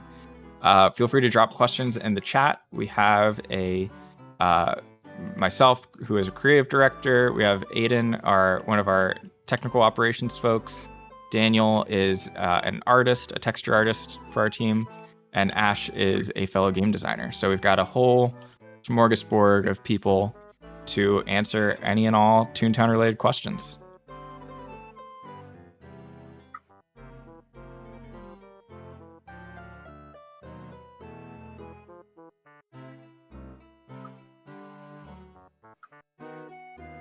Gigi asks, next year for TTR's 10th birthday, will we have any big events or anything? That's a really great question, because that was a big question in our mind too. Toontown Rewritten is turning 10 years old next year, and Toontown Online as a whole is turning 20 years old, which is crazy. So next year is the big milestone, starting on September 19th, 2023, where we are officially going to be older than Toontown Online was when it closed, which is really wild. So we don't have any plans to announce yet, but you can be sure that there is going to be lots of announcements to come in the future of how we're going to be celebrating that. Because of course, we're going to have a big party and celebrate that.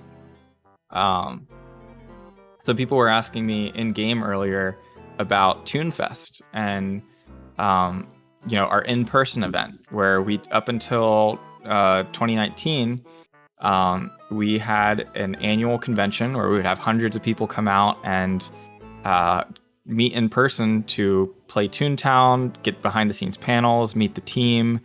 We would always give out special Toontown merchandise and posters. And it was just a really fun time. It was a fun time to get to hang out with other Toontown people in person and have a big celebration like that. We aren't announcing anything right now for ToonFest 2023, but I can tell you for sure that we really want it to happen. There's still things to figure out. COVID isn't gone. It is still around, and we can't quite predict what'll happen with that. Cases continue to fluctuate. So for 2022, we couldn't do an in-person event because we start planning those at least 9 months in advance usually. And 9 months ago, it was just unpredictable where the world was going to be at. Nowadays, it's I think maybe a little easier, hopefully, to predict where things are going to be as COVID has stabilized and vaccinations are out. A lot of people are vaccinated. We have ways to treat it. So we're really, really hoping that it'll be safe for us to have a big in-person ToonFest again for our grand 10-year anniversary in 2023. And we will keep you guys posted as soon as we know if we're doing that for sure, where it will be. If you guys have suggestions of where you would like ToonFest to go next, please let us know. put it in our Discord feedback channel or send us an email if there's like a convention you've been to before and you think like, yeah, Toontown would fit in really well here. Because we're looking around. We're trying to see where we might fit best. Because unfortunately, as a result of the pandemic, our previous location, Replay Effects, went out of business. So, that was really sad news. But the bright side is it does mean that we get to explore and maybe find a new place where we can reach more Toontown fans than we've reached before. Yeah, shout out to all the West Coast people. I'm on the side of wanting a West Coast ToonFest.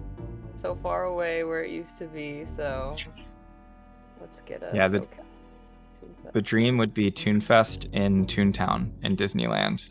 Perfect. Why haven't we thought about that? Let's just ask Disney.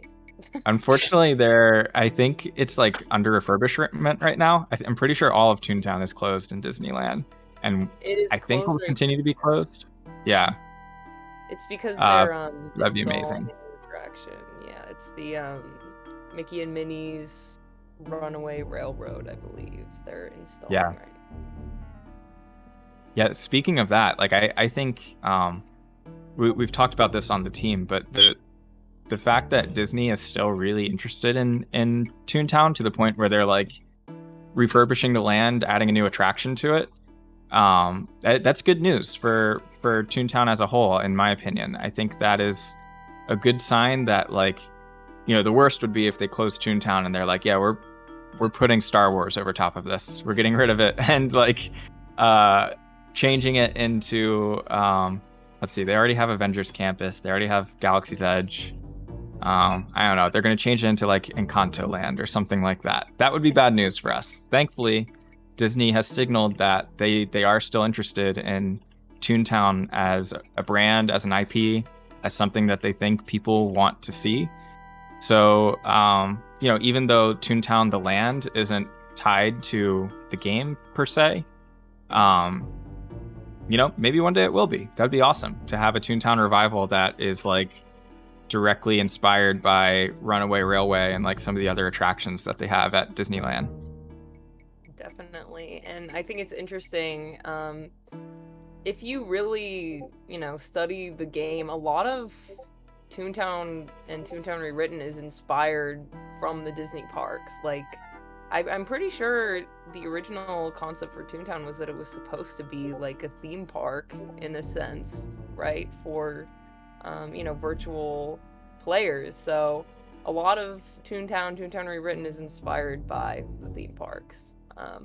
So yeah, I mean, it's totally possible there could be some sort of addition someday based off of attractions in Toontown. I know they have the trolley. It's like a real thing you can sit on in Toontown at Disneyland. I don't know. I've never been to any other Toontown except the one in Disneyland, but yeah, it's all very inspired by the parks. It's super fun. So yeah, the most direct thing you can see is like the trolley, and then also Toon Hall at the park is the exact same as like Toon Hall in game, which is really mind-blowing when you see it. Definitely cool. Yeah. I feel like as long as Mickey Mouse remains a Disney mascot, then there will be some existence of Toontown within the Disney franchise. And I don't foreshadow Mickey Mouse going out anytime soon, so hopefully Toontown sticks around with Disney. Yeah, I hope so too. I think the new Mickey Mouse cartoons would be a perfect way to bring into like a Toontown sequel. Those are really fun, and I think have a lot of the same like kind of slapstick feeling that Toontown does. So I can easily imagine a Toontown 2 that's like set in the world of those cartoons, which is, the same thing that Runaway Railway is set in as well. Totally.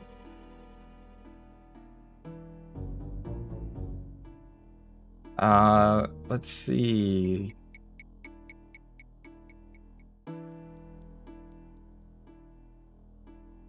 Oh, Chaos Killer said that the park, so the Toontown reopens at the park in March 2023. So hey, I don't know, maybe there's a chance. Let's do it. Unofficial meetup. Yeah. I feel like the furthest we'd be able to get with that is like a bunch of Toontown fans could come in with like a Toontown shirt and we'll ride rides and stuff. But like if as soon as we try setting up a table or like congregate in an area for more than 5 minutes, they would shut that down real quick. Yeah, no. I think that some of the biggest like the biggest loss, I know how they do the whole pin collecting thing at the park. They had Toontown pins at one point in time. And I did some research on eBay. I was like, like I wonder if any of those still exist. I'm gonna look it up right now so I can tell you the exact price. It was like very Expensive. scary.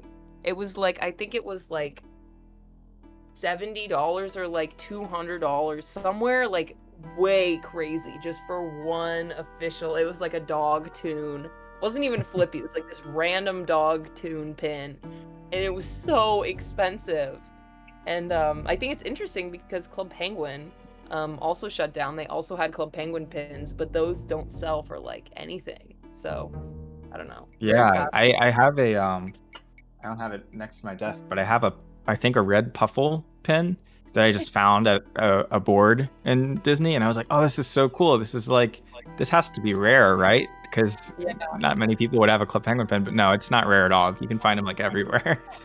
What's up with that? They're like $5 online, and then the Toontown ones cost like $1 million. What's up with that?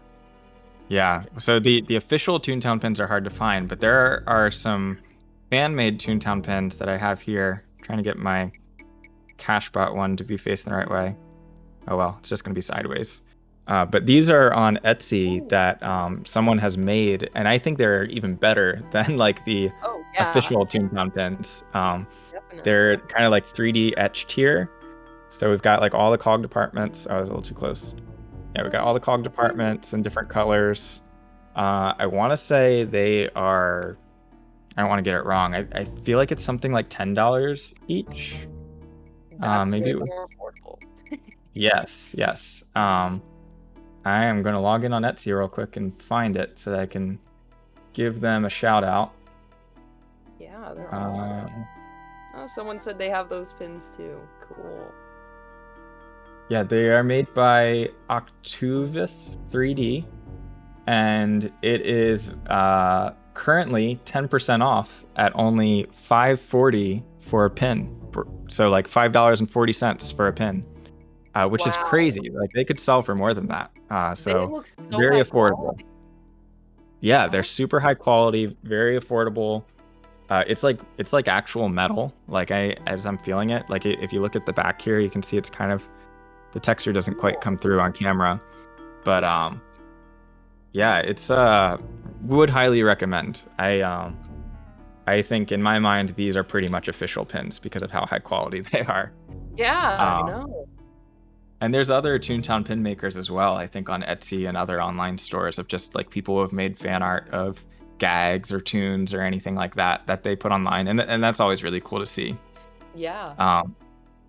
Something that we've explored that we're trying to figure out if there's any good way to do it is, like, we've seen, like you mentioned, Ash, that Toontown merchandise over the years has skyrocketed in price. Like it's crazy. Like you used to be able to get a Flunky bobblehead for like $20 on eBay, and now you're lucky to get one for maybe like $200. And because of how scarce they are now, like I think when Toontown first closed, it was almost like there was like a warehouse or something that was putting them all out. Oh yeah, there's a Daniel's Flunky bobblehead. Flunky bobblehead. It's so cute. Yes. So such a cool piece of merchandise that was originally like really affordable and like easy to get for pretty much anyone who loved Toontown. Nowadays, it is so much more difficult because so many years have passed. They've become collector's items now. They're much more rare. And that feels kind of bad. I mean, it is cool that like there's this collector's market for Toontown because it almost kind of like establishes Toontown as like, I don't know, makes us feel more official or something. That there's like actual collectors who want Toontown stuff. Yeah. But like no one who, like just a normal fan who wants a way to express themselves through like wearing a shirt for the game shouldn't have to pay $50 for that. So we're trying to figure out ways that we might be able to help. Like we have our member mailers program that's been active for a few years. It is still active now, where you can get a free set of Toontown trading cards, as well as a little like Toontown postcard, like a mini poster. That all you have to do is like send in a pre-stamped envelope to our address that's listed on our website. If you go to toon.town/mailers, I think you'll find that, or toon.town/member mailers. There's instructions on how to do it, but that's an easy way to get some like really small pieces of Toontown merchandise, and we want to find ways to do more. We've done more with ToonFest in the past, and we've just given out stuff for free there. We've also done some giveaways historically, and hopefully one day we'll have other ways that we can give out merchandise without having to. Obviously we can't collect money for it, and we won't collect money for it. But yeah, we would just want to find more ways to get that out there, because Toontown's a cool thing, and I want a Goofy Speedway shirt. That would be great.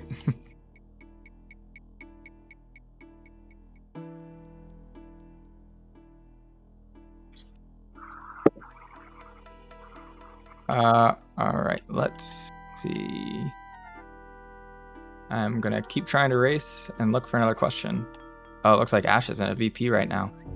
I almost got him to the end. Yeah, it's a little more straightforward than the 3-star field office, so that's a definite plus here.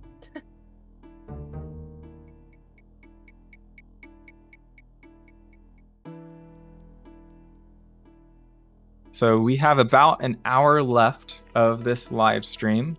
Let me pull up and see what sort of donations have come in.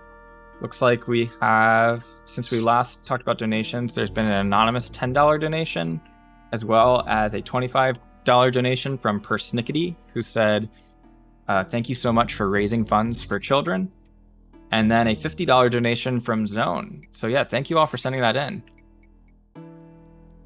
We're going to be continuing here for, like I said, about 55 minutes now. And then after us, there is also another Toontown streamer who will be finishing out the event. So we're really excited for all the cool things that ToonFest for Charity is doing today. Oh man, I missed the speed bump. You guys can't see my screen, but I am probably a good thing. I'm currently in 4th place in an Airborne Acres race.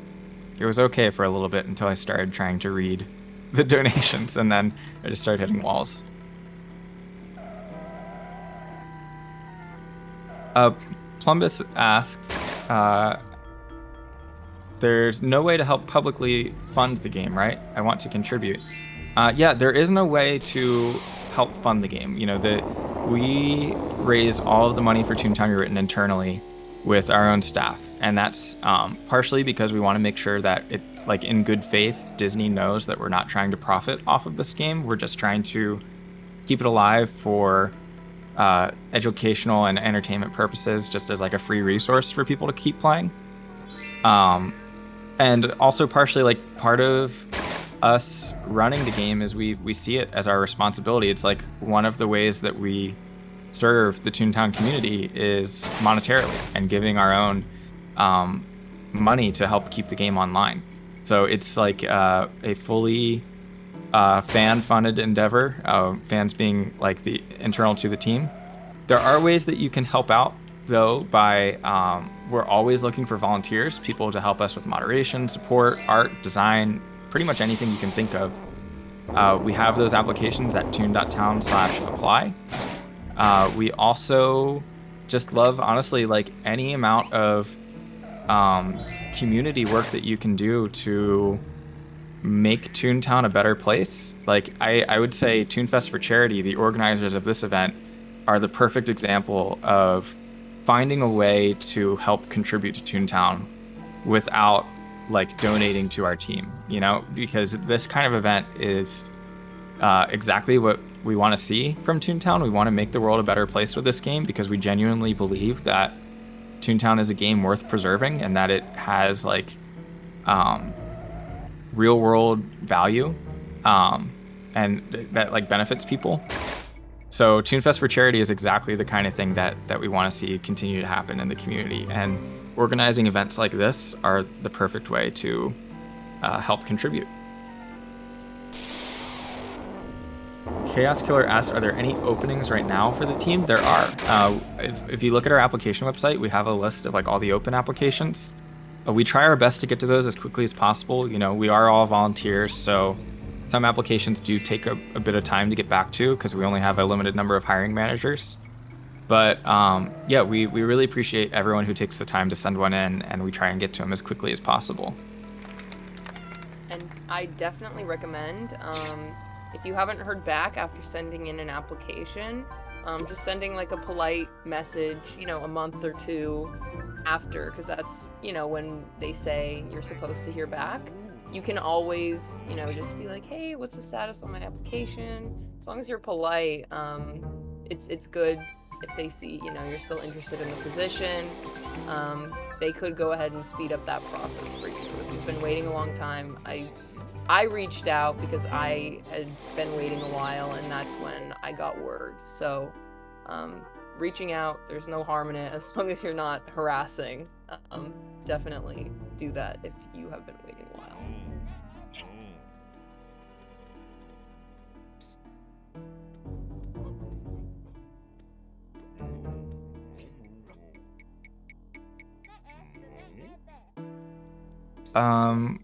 Let's see. Yeah, Carvis AJ said, I'm really interested in being a hiring manager, and asked if anyone has applied for that yet. I don't know if anyone's applied for that. I want to say yes. But that, you know, don't let that discourage you, because, you know, we don't have a budget per se, you know, of we can only pay people X amount of dollars because we don't pay anyone. It's all volunteer work. So there's it's always worth sending in an application. And Carvis also said, I've been considering applying for it, but can't quite yet since I haven't been on there consistently. And yet some positions do require people to have a certain amount of hours they put into the game. That's really just to help make sure that you're someone who's active and, you know, in touch with the community. Some positions don't require that. But yeah, it definitely, you know, let us know, send in an application.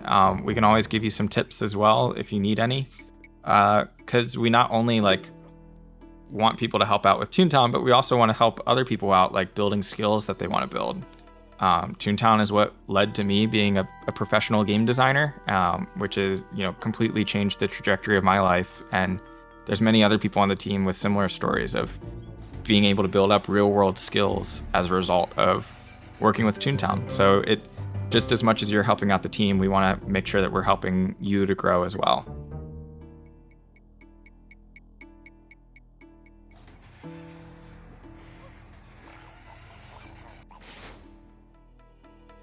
We are in a VP now. I see Jeeper Pretzel asked, has Joey released the Cow Sounds content pack yet?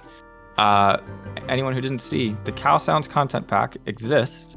I'm currently using it so that all horse sounds are replaced with a bunch of moos voiced by yours truly. And as soon as I get a chance, I will be posting a link to it. I just need to get it uploaded when I have a spare moment too. So at the very least, after this event is over, it'll be released.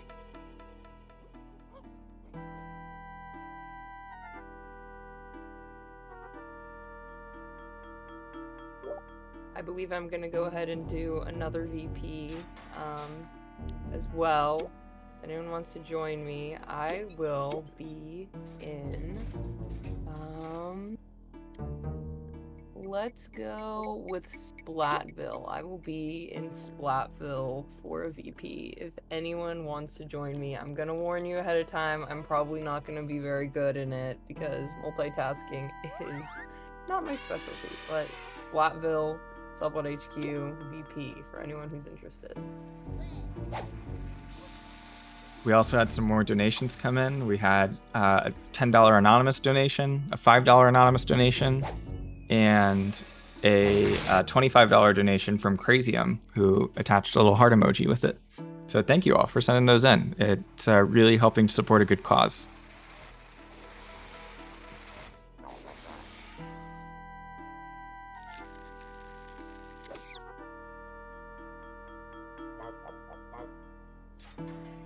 And sorry, I'm continuing to feel the struggle of multitasking in a VP battle with keeping up with the chat. But thanks all for putting up with my poor gag choices.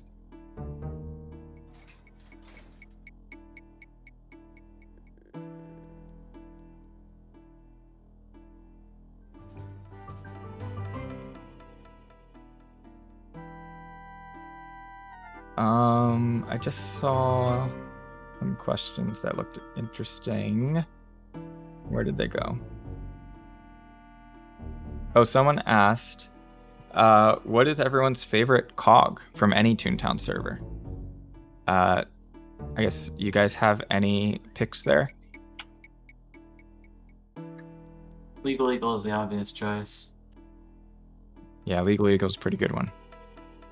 I have to say corporate raiders are cool. I love pirates. They're so colorful looking compared to the other cogs. I love corporate raiders. They're funny. I'd probably say Legal Eagle too.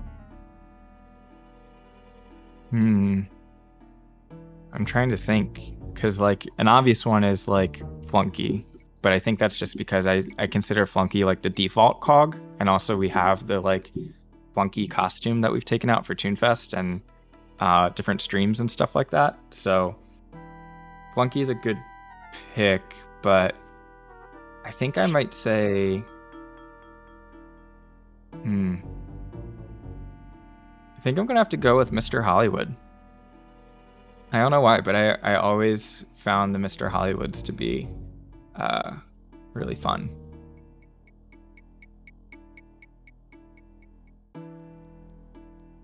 Starlight Sammy asked, where does the donation money go to? All donations for this event are going to Extra Life, which helps the Children's Miracle Network hospitals. They are raising money to help fund children's hospitals. And so you can find the donate link in the chat, I believe, or somewhere in the description.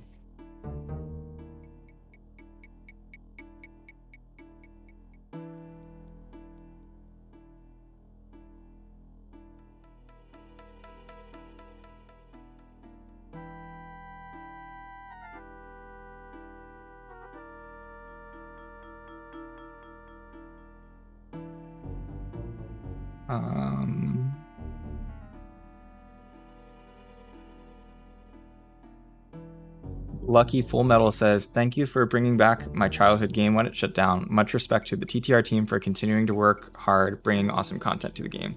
Yeah, thank you, Lucky, for saying that and helping us keep the game alive. Oh, I totally just ran into the VP.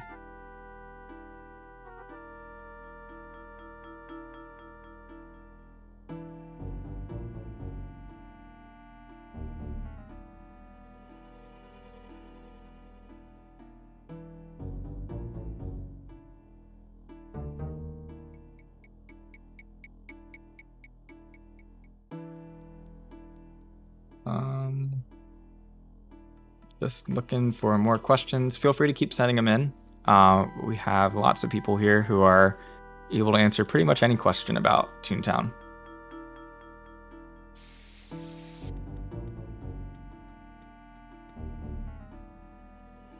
Someone asked, can the next convention be in Orlando? Orlando's definitely a place we've looked at for having ToonFest, because obviously Disney World's there.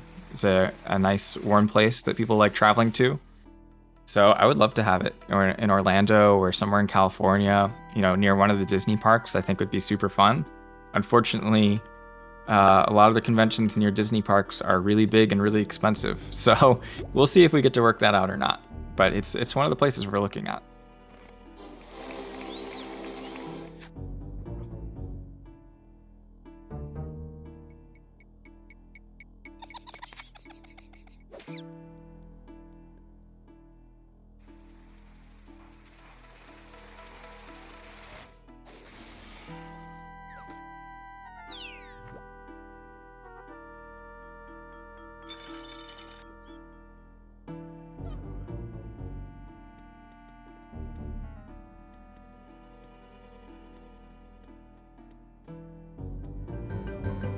Let me make sure, see if any other donations came in. Yeah, we've got a $2 donation from Peach Dog, who says hi.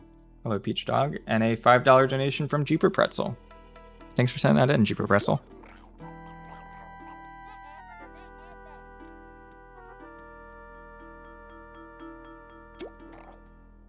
Looks like we still have some questions. I've seen like 3 more people ask for a reintroduction.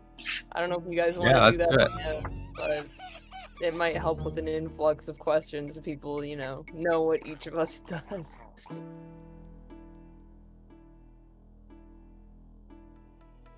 Yeah, Ash, do you want to start us off? Sure, yeah. I'll put my camera on for this.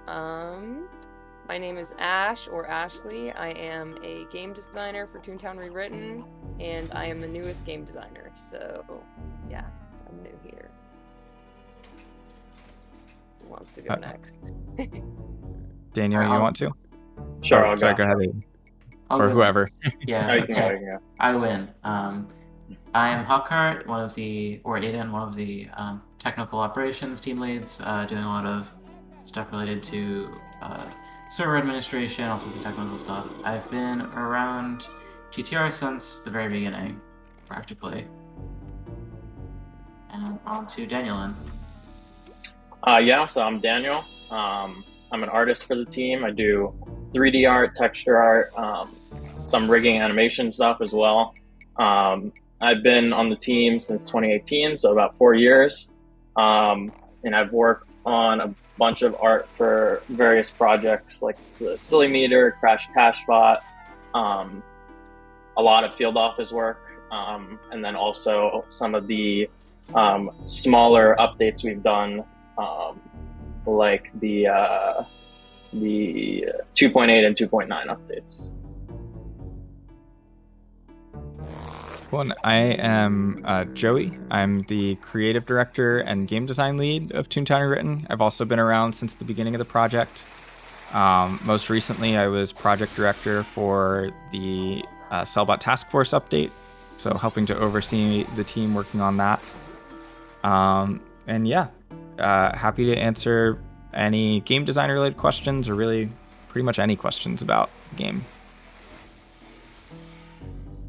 Also worth noting here, while we're going through another round of introductions, we also have Lappy, who is our behind the scenes technical toon, helping to make sure that this stream is running without a hitch. Lappy's the one who was able to get us set up so that we can have like different game streams going on at once and is swapping between them as the event goes on. So big shout out to Lappy for all of his work to get this up and running.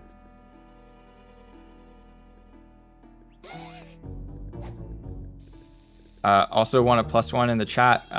Michael says we are a little over $300 away from hitting $1,500 raised for Children's Miracle Network hospitals. So if there was ever a time to donate, now is the time to do it. It would be awesome to be able to say that with Toontown we were able to raise $1,500 for such a good cause.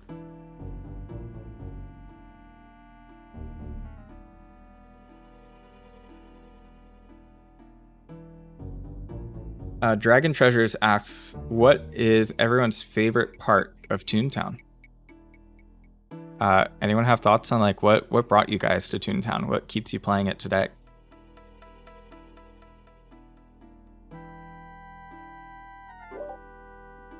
I mean, I have to say the community is fantastic. I have been involved with the community a lot over the years. There are different websites that you can stay connected with the community through, and everyone's super nice. It's easy to really get to know people, and everyone's super creative. It's really fun to hear everyone's stories about Toontown, where they're from, their different backgrounds, offline, of course. But yeah, the community is definitely my favorite part. And, just interacting with other people, forming those friendships, even if they only exist in game for like 15 minutes while you're doing a building or something, it's always really refreshing to, just talk to people and socialize. That's my favorite part for sure.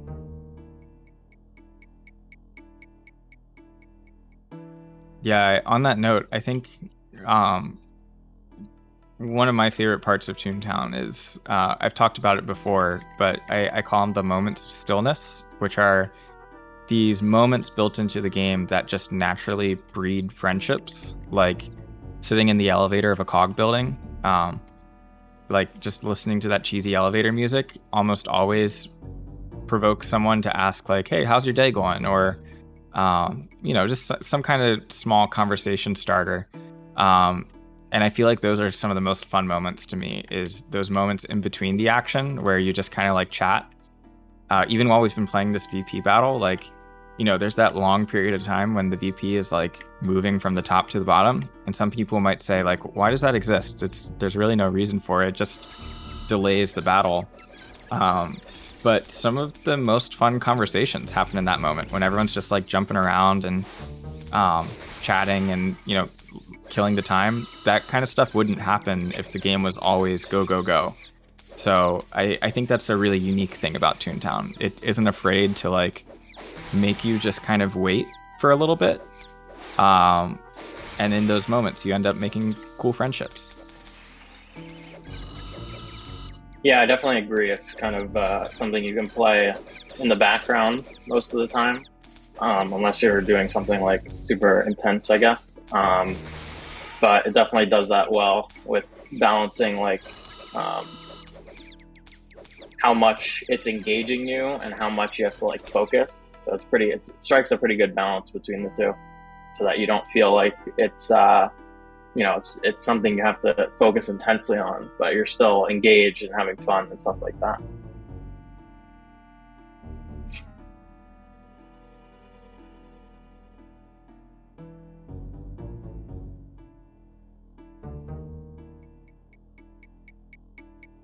Aiden, do you have a favorite part of Toontown? I think these days, as mentioned, it's the community. The community and the team at this point feels like sort of a big family to me.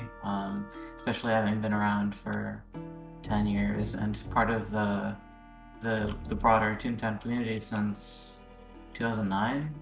Like, these are people that I've known for a very long time, grown up with, you could say, even.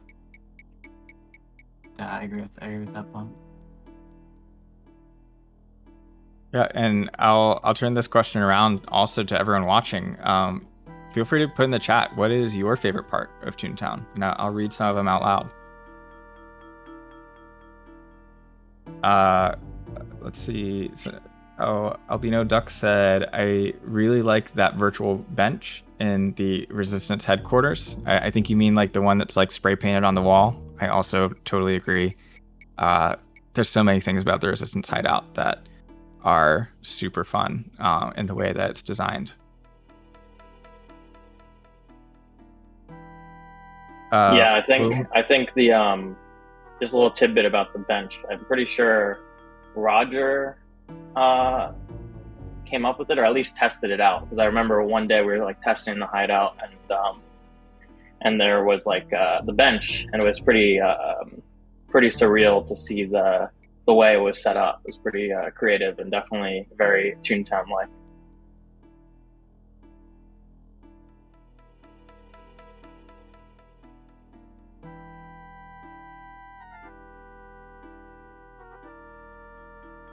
Some people say in the chat, Will Man said Toontown is a timeless game. Totally agree. I think that's one of the big reasons it's still around today. Also, Lil Man, shout out for assuming it's the same person doing that VP with me. You did a great job. Jake said that the TTR storyline slaps. Also agree. Some may even say, call back to earlier, that it smacks like our new Smack gag track. No, that's whack. Very true.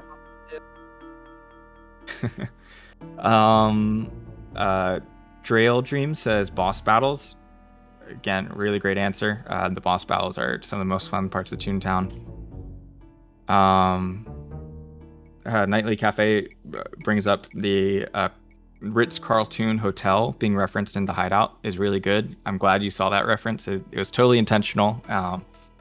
And yeah, I guess a little bit of a lore for that. I'm going to see if I can get to the hideout real quick. Sir Max might not have access. He does not have access. Oh no. Um, let me see if I can jump in there real quick. Well, while I figure that out, yeah. So the that graffiti that you see in the hideout that shows the Ritz Carlton is meant to be sort of like what the Toons wish Cellbot headquarters was like, what they want it to turn into. Maybe it even is what Cellbot headquarters was before the Cogs invaded. We don't know. But yeah, the artist did a really great job, kind of like taking elements from Cellbot headquarters, like Cellbot towers, and replacing them with really toony looking things that still are recognizable, like the Ritz Carlton. Lucky Full Metal says, my favorite part of Toontown by far is the music. I love all of it, but the music is what gets me wanting to play it. I love that answer.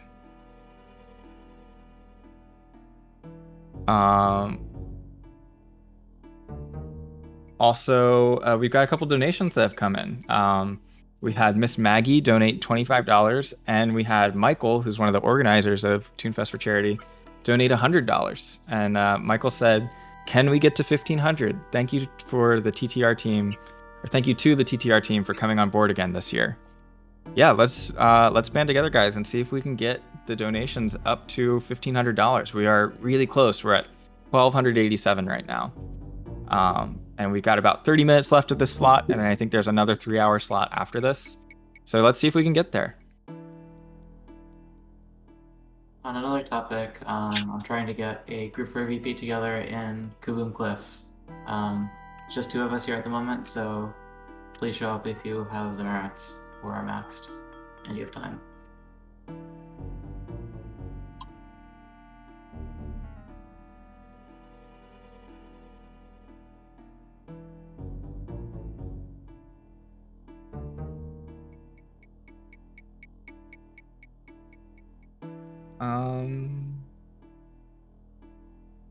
Looking for some other questions and comments in the chat.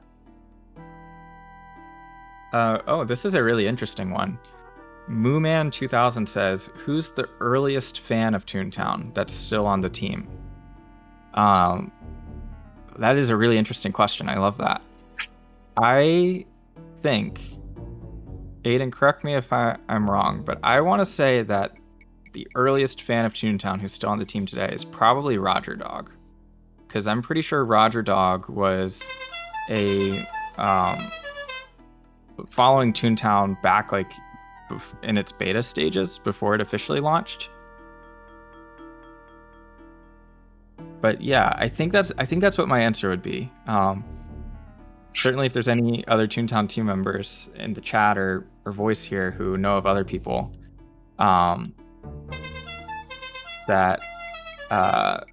that might be around longer, let me know. But I'm pretty sure it's Roger.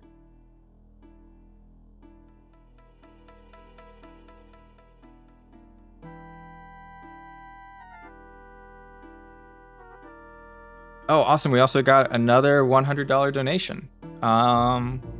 Let's see who it came from. We got an anonymous $106 donation.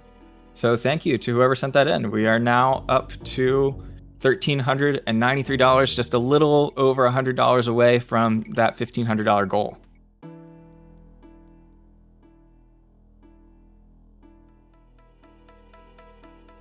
So I managed to sneak my way into the Cellbot Task Force hideout. So maybe after a little bit, when we've seen some of Hawk's VP battle, I can give some behind the scenes info and tidbits about how this area was created.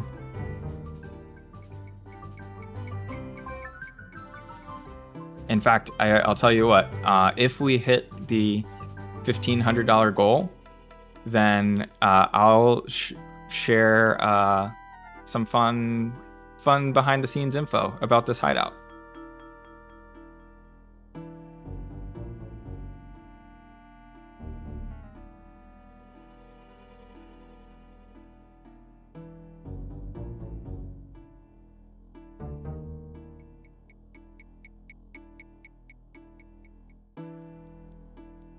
Buddy D602 asked, I have a couple questions. Will the task force stay, or is it limited time like Crash Cashbot? And will Crash Cashbot come back or any other similar event? Yeah, the Cellbot task force is here to stay. It's permanent content that's been added to Toontown Rewritten. We actually did that very intentionally. We didn't want it to be a limited time thing like some of the events we had done in the past. So it is around for the long haul. It'll always be around in the game. In terms of Crash Cashbot and other events, we would love to go back to those again one day. We don't have plans to right now because it does take a bit of work to run those again since they weren't really designed to be repeatable. Especially Storm Cellbot would probably take the most work. But we know that there's a lot of demand for those and that people love those events. So there is a very good chance that they will be back one day.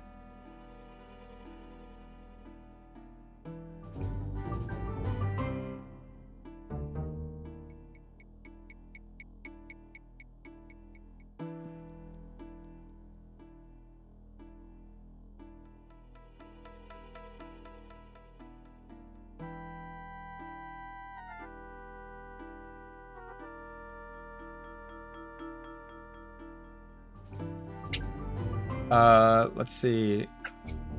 Makanma, sorry if I'm saying that wrong. They asked, will we ever get to have 2 doodles? Because that's all that they want in life. I would love to see having 2 doodles. I think that sounds fun. Yeah, I guess why not? Maybe one day.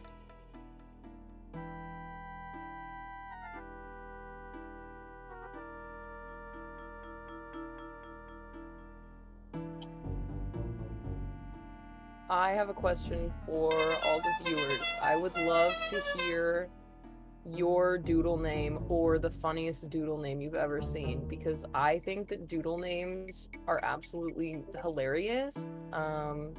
My doodle's name is Peck Peck. I think it's so random and funny. I want to hear everyone's doodles, please.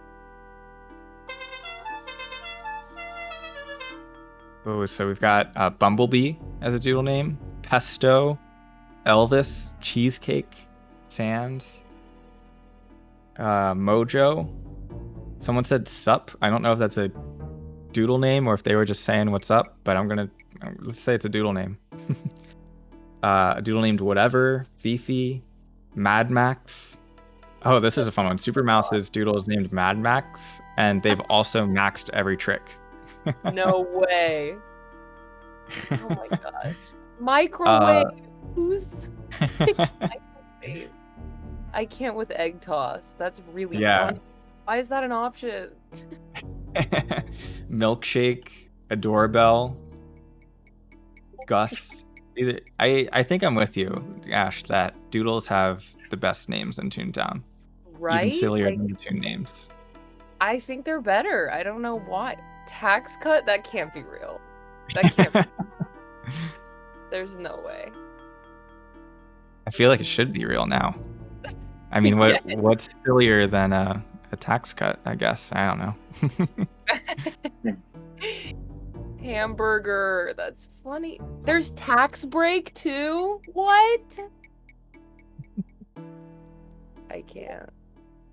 Oh my gosh, someone's doodle's name is Rick and they're maxing rollover. I can't. Like Rick roll. Oh. These are funny.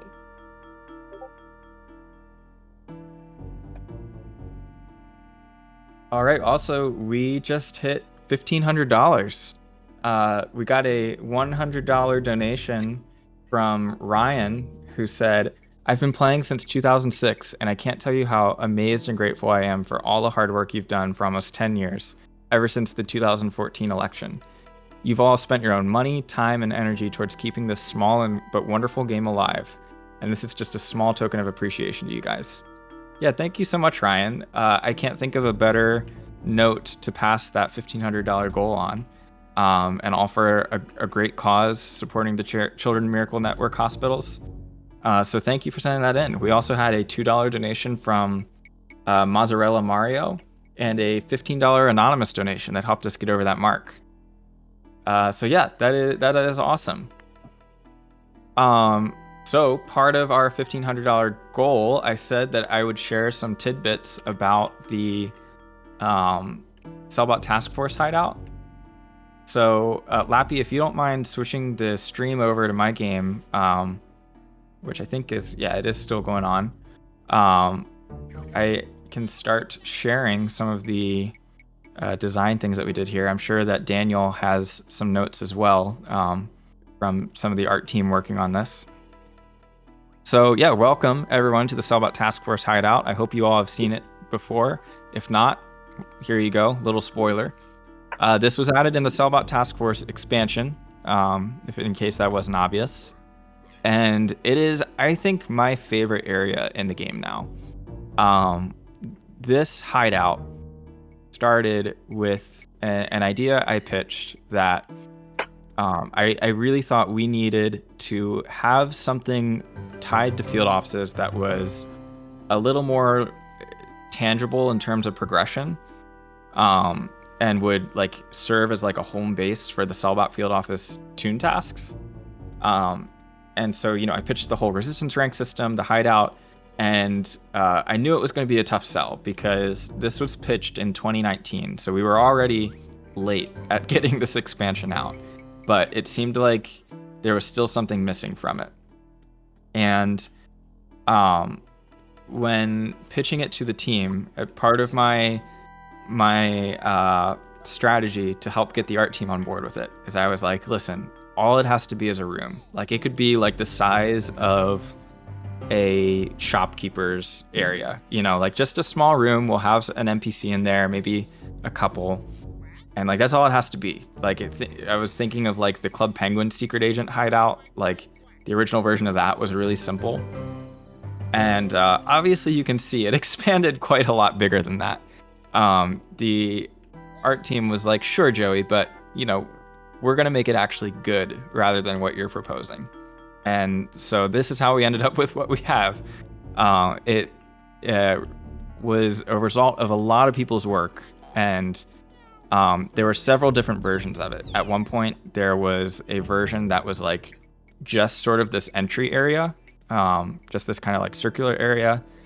There were lots of different design layouts. We had a really early prototype where it was totally untextured. It was just like cubes, and we could all run around in it and get an idea of like making it fun. So a big part of the design here is secret areas and platforming challenges. So these, like the piano and gear up here, are some of my favorite parts of this area because it's just so fun to like jump across them and kind of like have that discovery. There's also, of course, the secret pipe that you can run through. And even in the last Laugh update, we added some more graffiti inside of the pipe to make it a bit more entertaining. There's this little picnic area here that you can get to and look out. And yeah, so there are lots of really neat things were added in the graffiti of the area and the overall layout of it. Let's see, what other secret things could I tell you about? This door went through a lot of different versions of iteration. We were trying to figure out, like, we had this question of what is the hideout? Like, obviously this is some cog area that the Toons have kind of invaded. So what did the cogs use this for? How did they get down here? What does it really mean for Cellbot headquarters?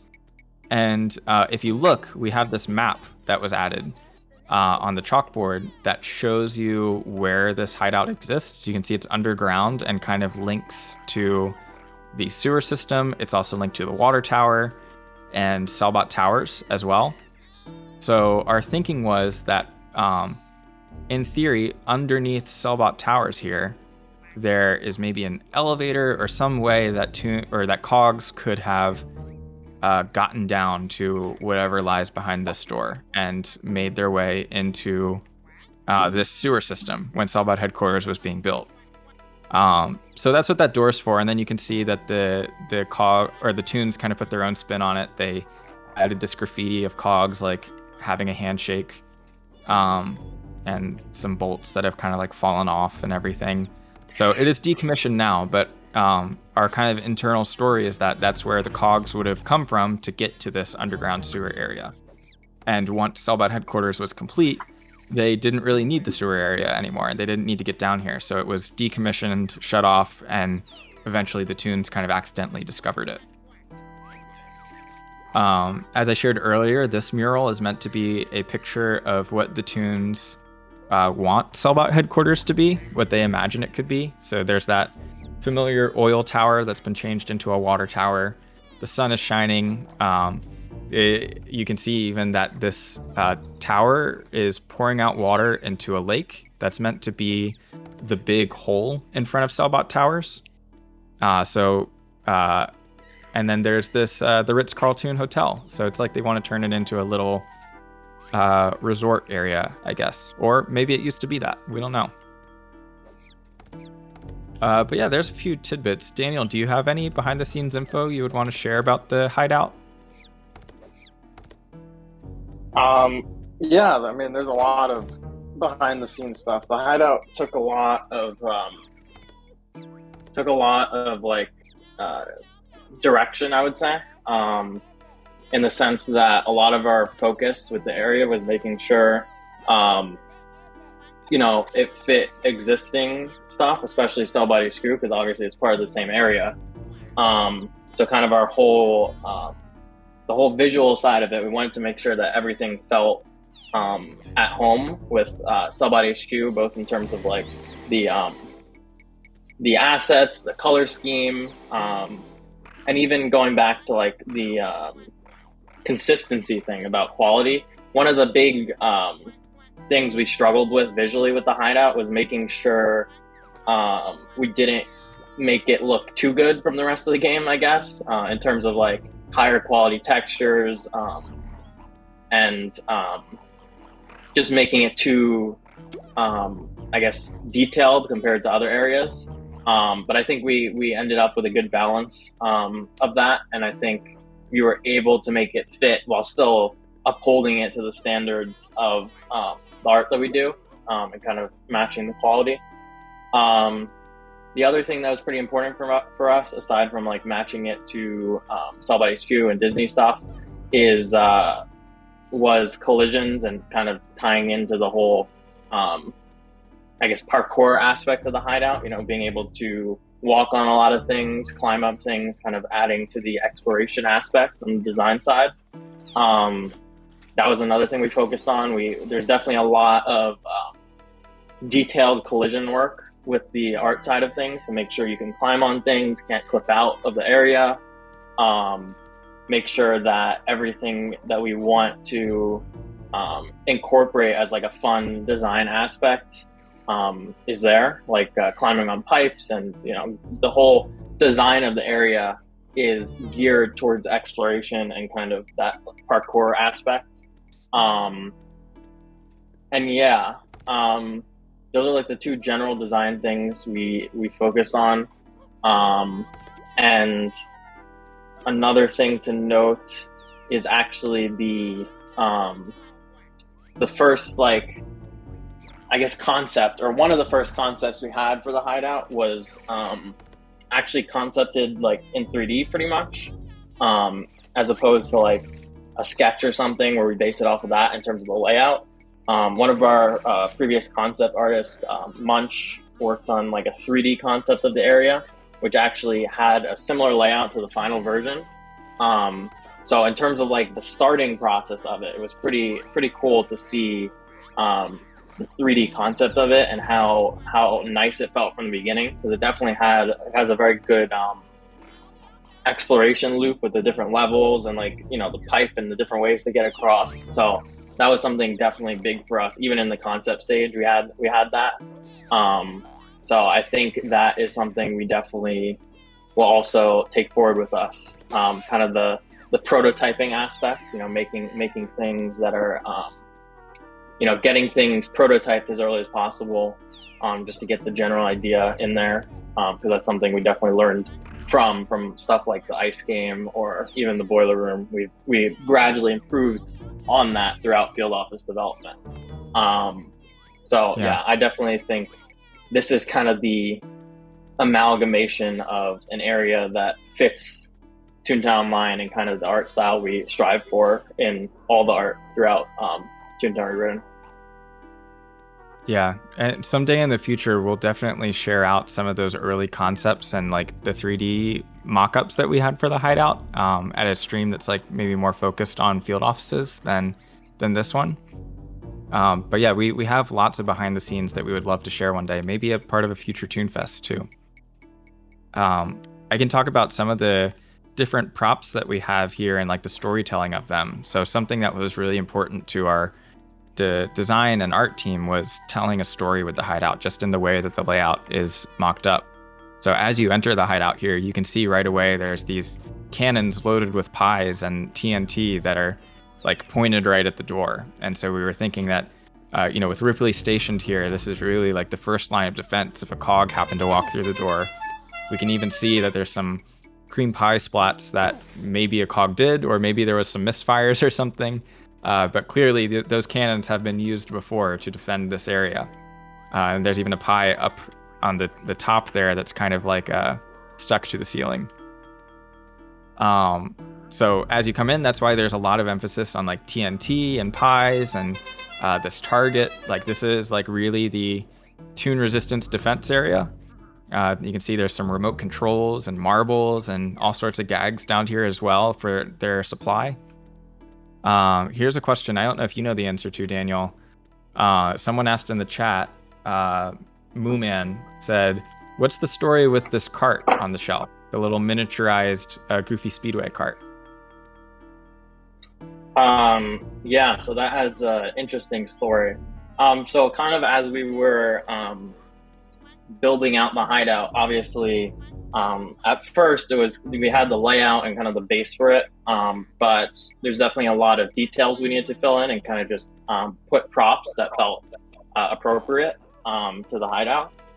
So in that case, we definitely had some other team members pitch ideas for different things, different aspects, just like small details here and there of things we could potentially add to kind of fill out the hideout and make it feel as full as possible. So I think actually for the cart, I'm pretty sure that Pablo, also known as the Toon Tech, he mentioned the cart at some point in like a voice call or something, and we added it in. Yeah, at first it was kind of, we just took the entire cart model and shrunk it down to like a tiny size and put it there. And then eventually we optimized it so that it's not actually 3D. It's a bunch of 2D planes pretty much that are kind of tricking it to look 3D for optimization's sake. But yeah, there's a bunch of small details like that, like the car that kind of just where it came up during brainstorming and we kind of went with it. It kind of worked out nicely for kind of filling things out. So the cart was one of those small details, I'd say. Yeah, I also, while you're talking, Daniel, we just got a massive donation of $500 from an anonymous person that pushed us to $2,000 raised for ToonFest for charity, or I guess rather for the Children's Miracle Network hospitals. So thank you to whoever sent that in. That is really, really awesome. And in fact, we actually have a little surprise from the Toontown team for hitting that milestone. We are going to be giving out a special code to get some summer shirts in game. If you type in Silly Summer Fun in your sticker book between now and August 24th, I'm actually going to type it in right now. Lappy, would you mind switching to my screen so I can show people how to do it? You will get 2 special shirts, just kind of in celebration of this awesome event that ToonFest for Charity is putting on, and all of you guys for raising this great amount of money. So you can see in my book here, I've got Silly Summer Fun with a dash in between each word, and I'm going to submit it. I don't know if my stream is lagging behind or anything, but anyway, I just submitted. And let's see if I can grab this. There we go. The Silly Summer Fun shirt's in my mailbox.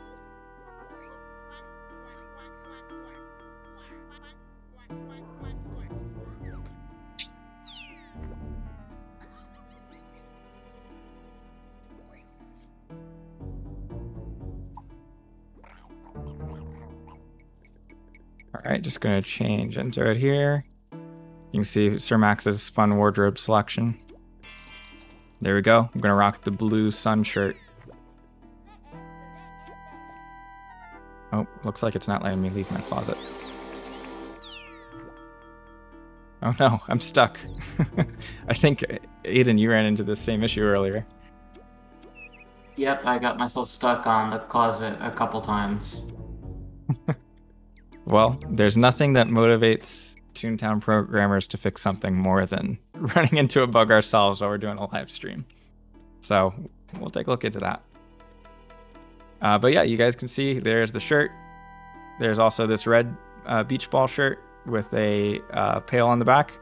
And these are available until August 24th, just as a thanks to all of you.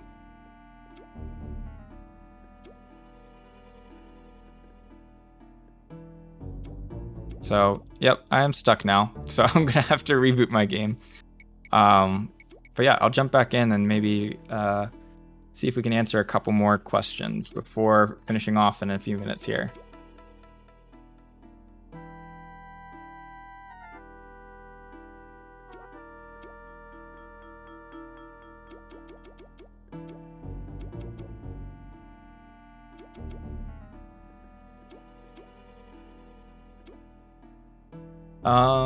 Let's see. Someone asked, any chance we'll be able to change our toon's gender? That's something we want to be able to do for sure.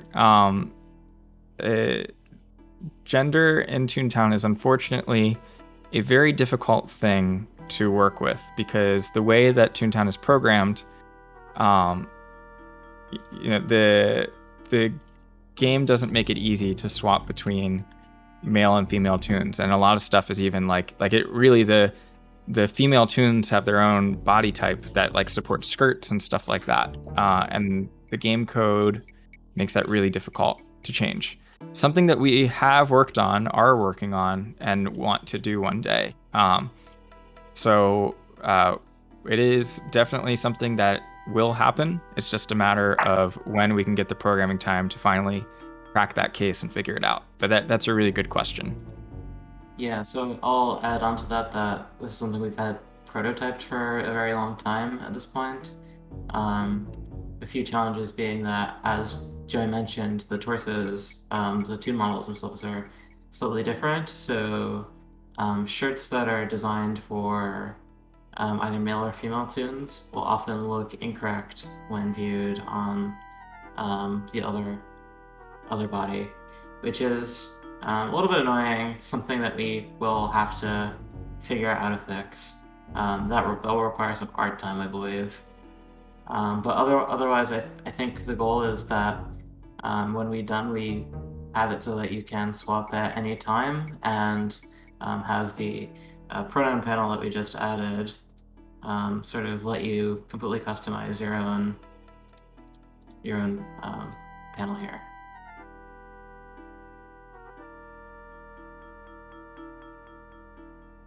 And if anyone hasn't seen it before, I have on my screen the pronoun picker panel that was added recently.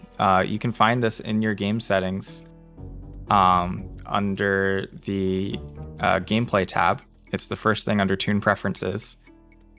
We've actually heard some feedback about this, so we're looking at ways to help change it up and make it easier to use and just overall more accessible to people.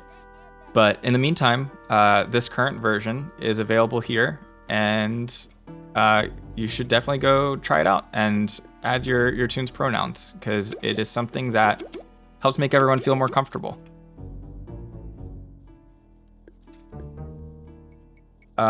We have a question that I'll pass to you, Ashley. Let's see. Envy Arcadia said, is the last Laugh update going to be the last major update for Toontown Rewritten? Definitely not. 100% no, it will not be the last major update. It's the most recent major update. But there is so much that the game design team has been discussing. We have a lot of major ideas that we want to implement as soon as possible. As I said earlier, it's more so a matter of deciding which ones to do first. So we have a lot of small updates that we will be releasing as time goes on. But while those small updates are being released, we have bigger projects that we are working on to try and get out as soon as we possibly can. In terms of production, I wasn't around for field offices. It did take a while, but we have very clear-cut production schedules laid out and a clear path for those new updates. So it's all very much being discussed and organized and sorted out, and I can assure you it will be very exciting content.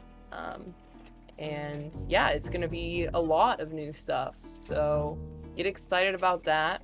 We work every single, honestly, almost daily to get these new updates released. Everyone's super committed. Everyone has super great ideas. And the team's made up of people that is just like you. Like, we all love the game. We all love to play. So we try to talk about implementing the most exciting things we can for everyone to check out in the near future. So no, it's not the last major update. We have a lot to come. We love hearing ideas. So a good place, as a designer, I always like to check what people have in mind for ideas.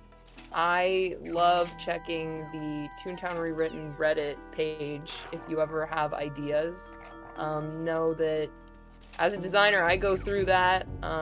So yeah, don't be shy to share your ideas, but at the same time, know that we have plenty of ideas we're already working towards accomplishing. So yeah, that's the answer to that question. Awesome. I've got a couple other hideout tidbits I can share in our final minutes here.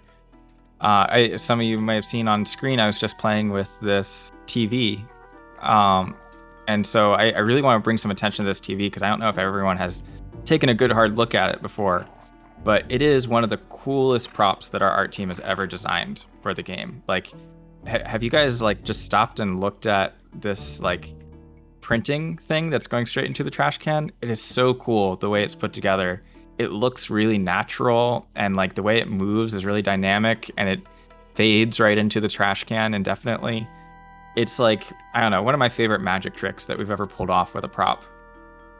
There's also every computer, of course, needs a mouse, and you can see sitting on the keyboard here, there is a mouse who just scurried away into a door that says back in 10. So there is a literal mouse who lives inside of this computer, and if you look closely, you'll see him pop out every once in a while. This computer was actually designed to come out with the original Cellbot Task Force update, and even if you look at our web pages, the release pages for Cellbot Task Force, you'll see this computer on the website that we released back in December. So we knew all the way back then that this was on the way. And the reason we held it back is because we wanted more time just to get it working nice and polished, and it also seemed like a good thing to release in like a later update to add a little bit more interactivity to the hideout after people had had a chance to explore it. So I don't know, it's one of my favorite props in the game, and I just wanted to call some attention to all the good work that the art team did there. And also, one last thing, if you look at this cork board, you'll see the newspaper that's been there since the update originally came out that says Chaos in Kaboomburg.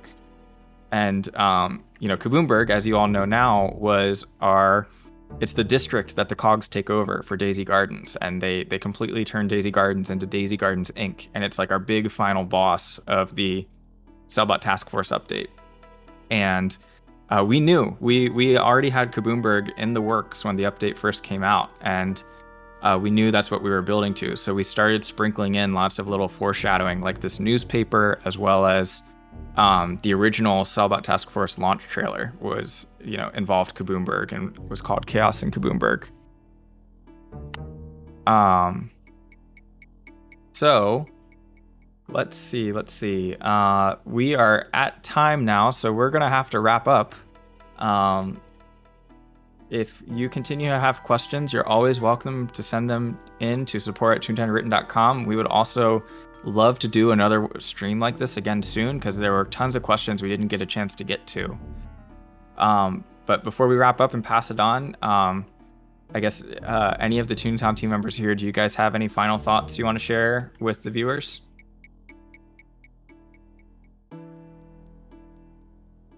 Yeah, real quickly, thank you all for coming out and watching, playing our game, and of course, thank you everyone who's donated, took the stream to the $2,000 mark. That's really, really incredible. Yeah, thanks to everyone that plays, and ToonFest for Charity for hosting us, and everyone who donated, and yeah.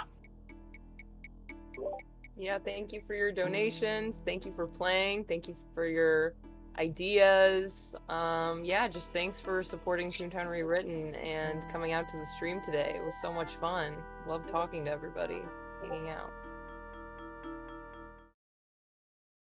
Awesome. Yeah, echoing what everyone else said, thank you guys so much for helping raise all this money for a good cause. Thank you to the ToonFest for Charity organizers for putting this event on.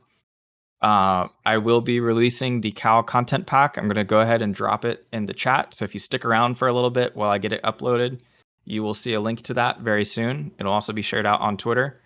And yeah, it was really fun for hanging out with you all, and hope that we get to do this again soon. So I'll just send the message to Michael that we're ready to pass on.